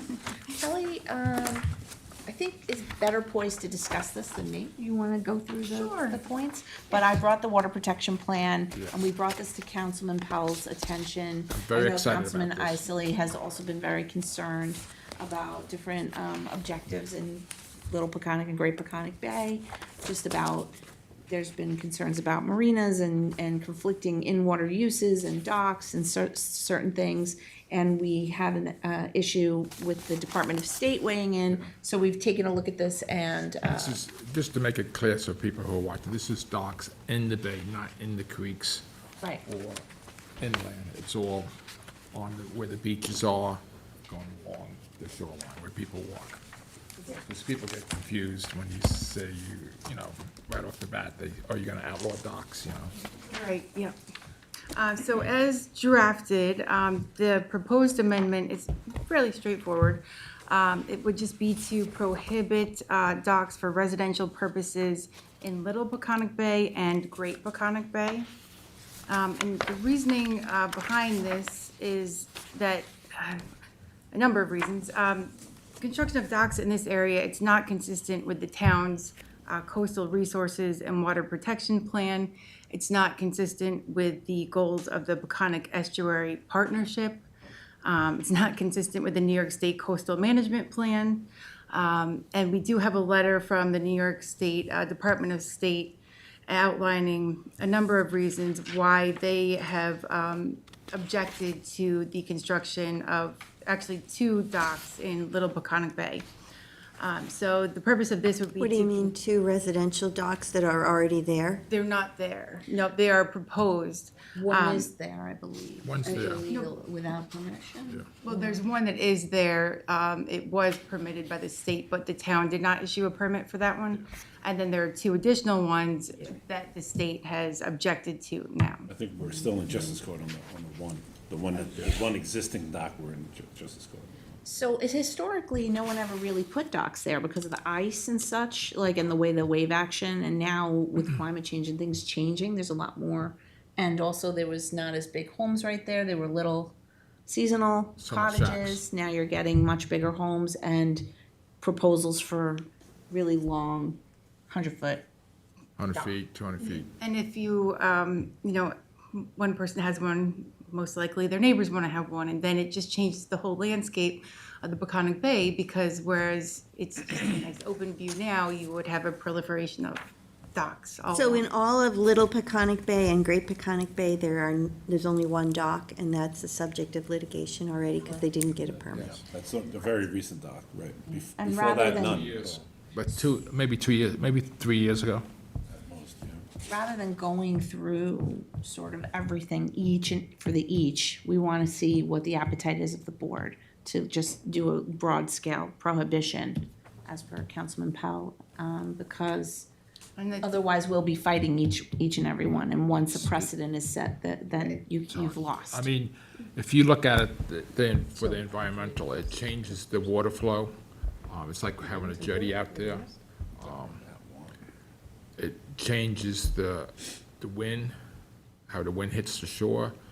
It changes the view shed. And all you do, I mean, you can build 40 of them, or 30 of them, or 20 of them. All you need is one cold winter, what we might get now, and the ice comes, and ice, it's like, I cut them off, then you have all that debris all over the bay. I mean, if it was a thing to do, there would have been docks there already. And not that you have to do it, but just to Yeah. note, the town of Southold has prohibited all residential docks in Peconic Bay as well. Yeah. I just have a question, because you did say that there's one that's a subject of litigation, and you mentioned setting precedent. If we were to lose that litigation, would that jeopardize this legislation at all? No, because that would be like a grandfathering situation, but everyone else would not, you know. Yeah, I think we have the letter, as Kelly pointed out, this letter that was October of this year from the Department of State, really objecting to the placement of any of these docks in this area. But This did is they something- issue a permit for the one that's there? They did. The first one they did, yes. They did, and now they're saying, now we don't want any more? Well, because the writing's on the wall, what's about to happen. So it's better to say, what is the resource we're trying to protect and what are we trying to do and preempt it versus fighting these on the each. So that's, If you go on the east side of North Haven on the way to Sag Harbor, there's docks would stick out 150 feet there on a few properties. And, I mean, I try to pull up in the summertime, you can't. Your boat gets demolished with the wave action. And the people who you own those docks, they don't even use them. They just got there and sit and have a martini or have a pina colada on it, because the docks are useless, because you can't tie up, unless you have a 100-foot boat with huge bumpers. So just to clarify, these are just docks that are off of people's properties. This has nothing to do with residential marinas. No. No, this is just private docks. So we're suing because they didn't ask us for a permit, they didn't apply for a permit, right? But if they had applied, would we have granted it since this was not on the books?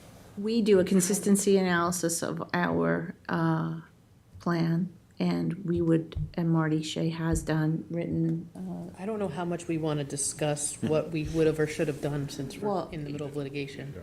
Right, but I'm just saying, we would look at it and most likely recommend. No, we can't control what the boards do. We can only give our recommendations. So you're saying more than likely we would never, recommend a dock, so this will avoid us having to look at every single application?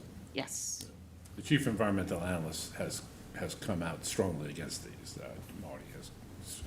And I've met with the DEC. The DEC was looking for us, for our input on this as well. But with this letter from the Department of State, I believe it currently clarifies the position, which gives us the kind of the guidance that we were, quite frankly, looking for, so. So we have something. I don't think we've Bill, issued can any we get permit here support yet. from the trustees on this? Yes, I spoke. Michael, could you reach out to Peconic Estuary Partnership for support on this? Who? The trustees and Peconic Estuary Partnership. I spoke to Scott a right, while you're ago, a and he was for this. Well, they're mentioned in the Yeah. legislation. But it would just be nice to have something directly from him. Well, yeah, we can refer it to whoever you want. First, we're just here, to see. Could you send me this Willing to hear draft? from the people on it. Thank you. I'm for it. I thank you for doing it. Yeah, I think you could put it on. Let's just work on getting some of And those. maybe, can the whole board sponsor it? You want to co-sponsor? Yeah. Yeah.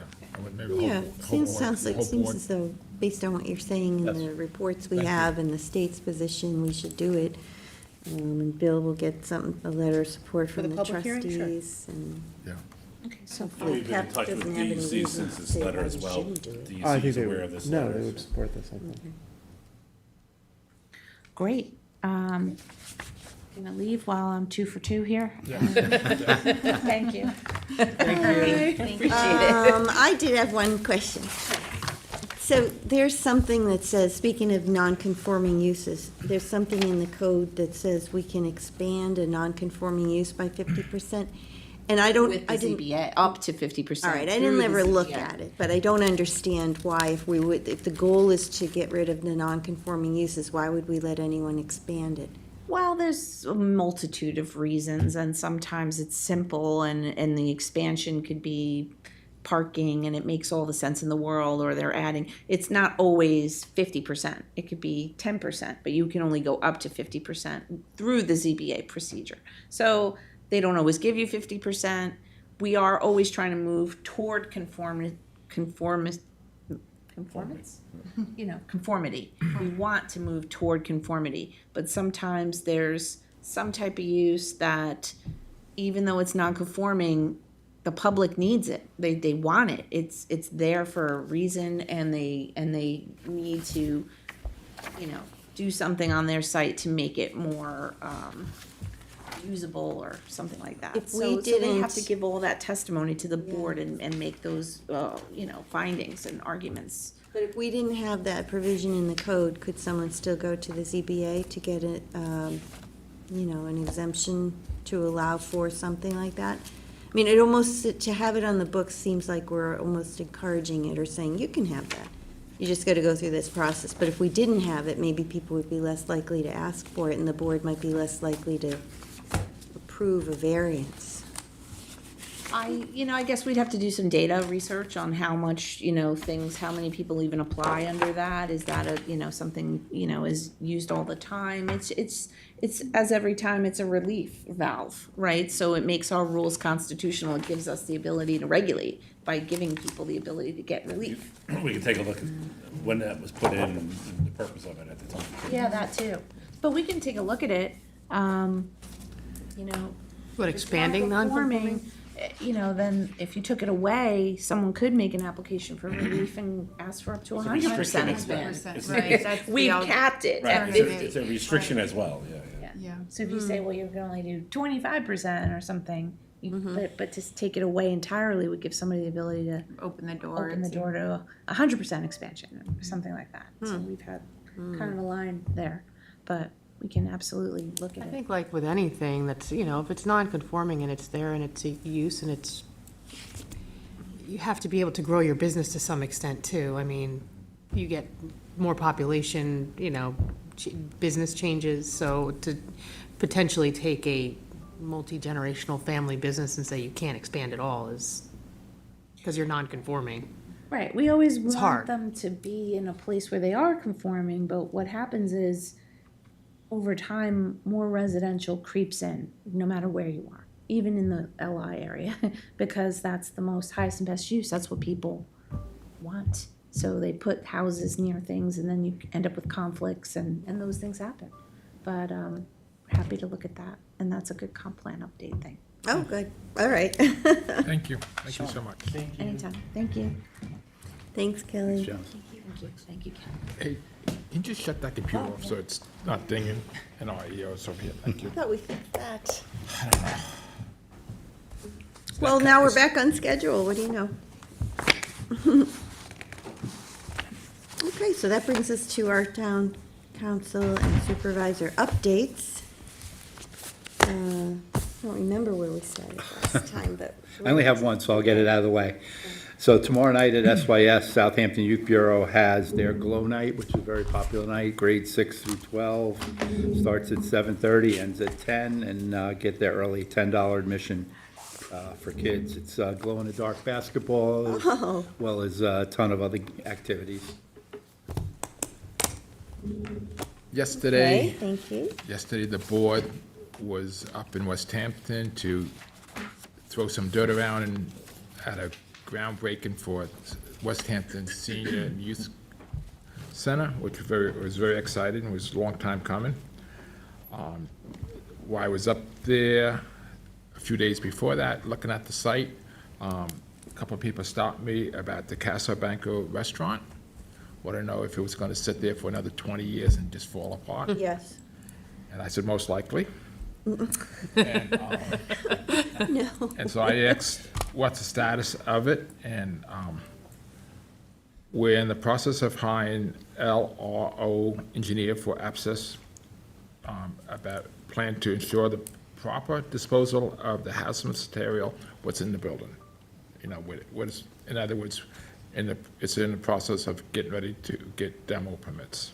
Yeah, they have to check for asbestos. Yeah, asbestos, Yeah, and then I'm sure it's gonna come down, and then they'll Yeah. do what they have to do with the And then. historic structure. Then,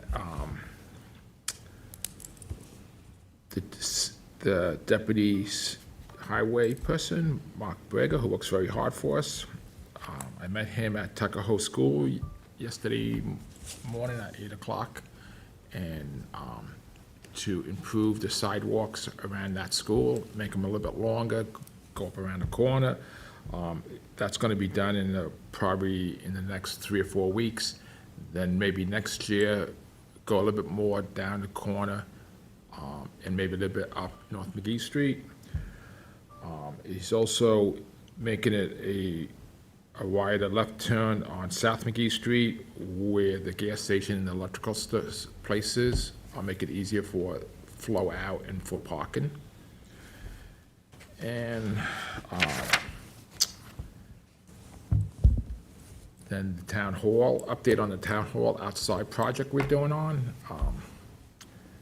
Peter stopped me today because he knew I was very concerned when I walked around that I saw paint dripping on the bricks. And he said he was already on it, and the contractor promised him that they would clean up where they painted where the white and the bricks hit, not get the white paint on the bricks to make it look like it's a nice job. But overall, the buildings, they're a little bit ahead of schedule. They're doing a nice job. Could I ask you a question, Bill? Yeah. The wrought iron outside of these windows, it's already got rust coming through it. Yeah. Are they gonna redo those? Yes. Okay. Yes, we went around. Is that just the prime coat? Yeah, I think it was just a prime coat, and Peter's very good. He knows I'm gonna be walking around, so he's doing it before I'm walking around, so he beats me to the punch, so I have nothing to talk to him about. He's Smart right man. on it. Let's see, hopefully the public safety building's gonna be done, be taken down soon. We have that public hearing scheduled. Yeah, the SYS roof guards are done. Oh, great. So that's all, that's another project's all In time finished. for any snow. Yes. And then I spoke to the head bay constable, Al, and also the trustees, Timmy Wilson, who's the head of the maintenance there. They're in the, the people think, oh, it's the winter time, they take it easy. They're in the process of looking at the pump out boats and see what they have to be fixed. A couple of them are gonna go back to the person who made them, they have to be redo. They had, the Bay Constables, I asked them how many violations and tickets they gave out in the past year. And they said that up to date, they're up to a little bit over 1,500. They had 4 BWI,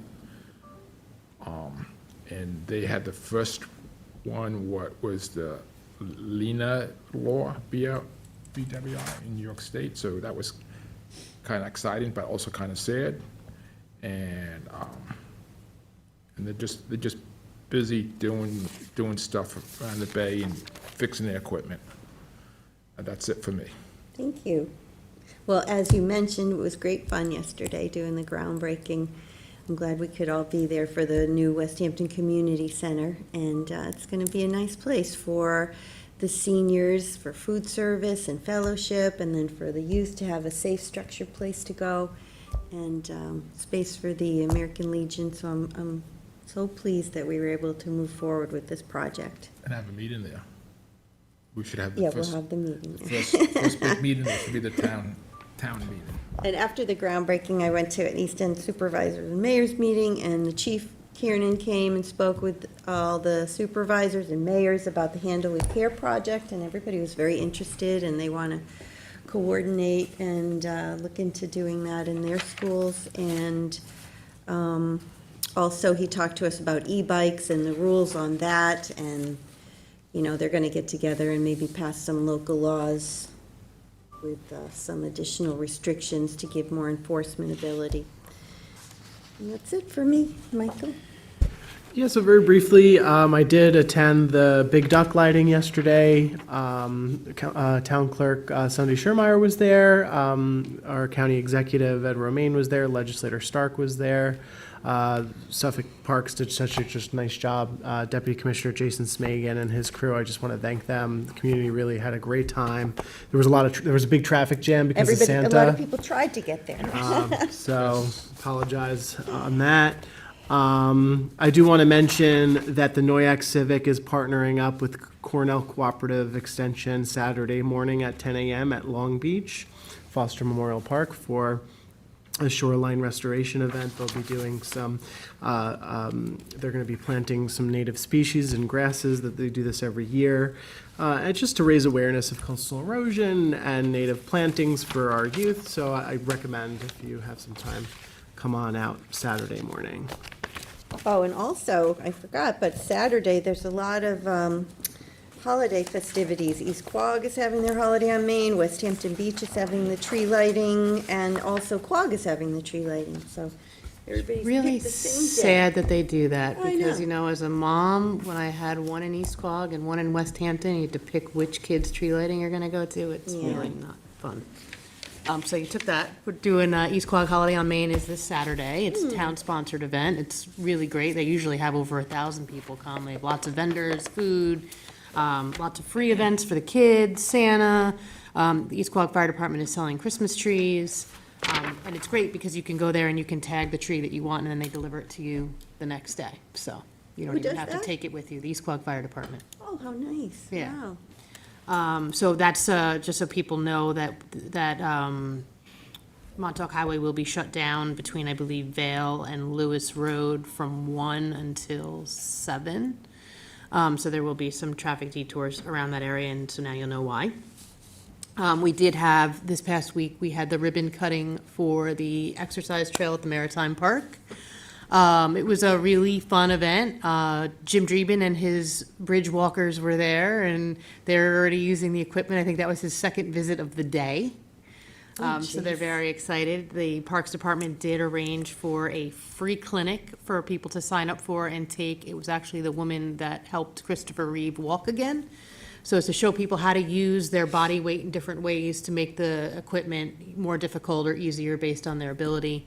There are some very accessible units there. There's a hand bike that you can roll right up to in a wheelchair, and some other things that are most of the equipment is all accessible in some way or another or adaptable to people with disabilities. So it's really a great thing. Cute picture of the two of you on some of the equipment. With Daryl. With Daryl. Daryl. And then I am currently working with legislator Welker. We're trying to make sure now that I'm sure you've heard the Smith Point Bridge is one lane in each direction. It's basically a one-way bridge. We're trying to make sure that Ponquag Bridge remains a priority and it stays on the schedule for the spring and it gets done. I have compiled letters from members of the fishing fleet, the Parks Department, and also the fire departments as to why it's necessary that that bridge regains its full weight limit as soon as possible, so. And the county has said that they know it's a priority for us, But but we're that just- certainly helps to have all those Yeah, we letters. just want to keep it forefront and keep the pressure on so that, money isn't moved around or, Yeah. And since you mentioned Legislator Welker, I just want to also mention Legislator Welker brought myself, Charlie, the Noyak Civic, together to discuss the community really wants to see a roundabout on Noyak Road and Long Beach Road. And the county is committing to put forth a budget request for a feasibility study in '27 to determine whether or not they can do a roundabout at that intersection. So that is a good step because previously they said they weren't going to do one. So now they're looking at potentially seeing what the feasibility will determine. Very good. And I missed Santa at the Big Duck because I was celebrating my 25th wedding anniversary. Congratulations. Thank you. 25. Yeah. You'd be out by now. All right, well, if no one has any other comments or concerns, then Tell him that. I move to close the meeting. Second. All in favor? And go. Oh, what? And go. Into executive session to discuss, oh my gosh, Confidential legal advice. acquisitions, and I hope everyone had a wonderful Thanksgiving, and we'll see you next week.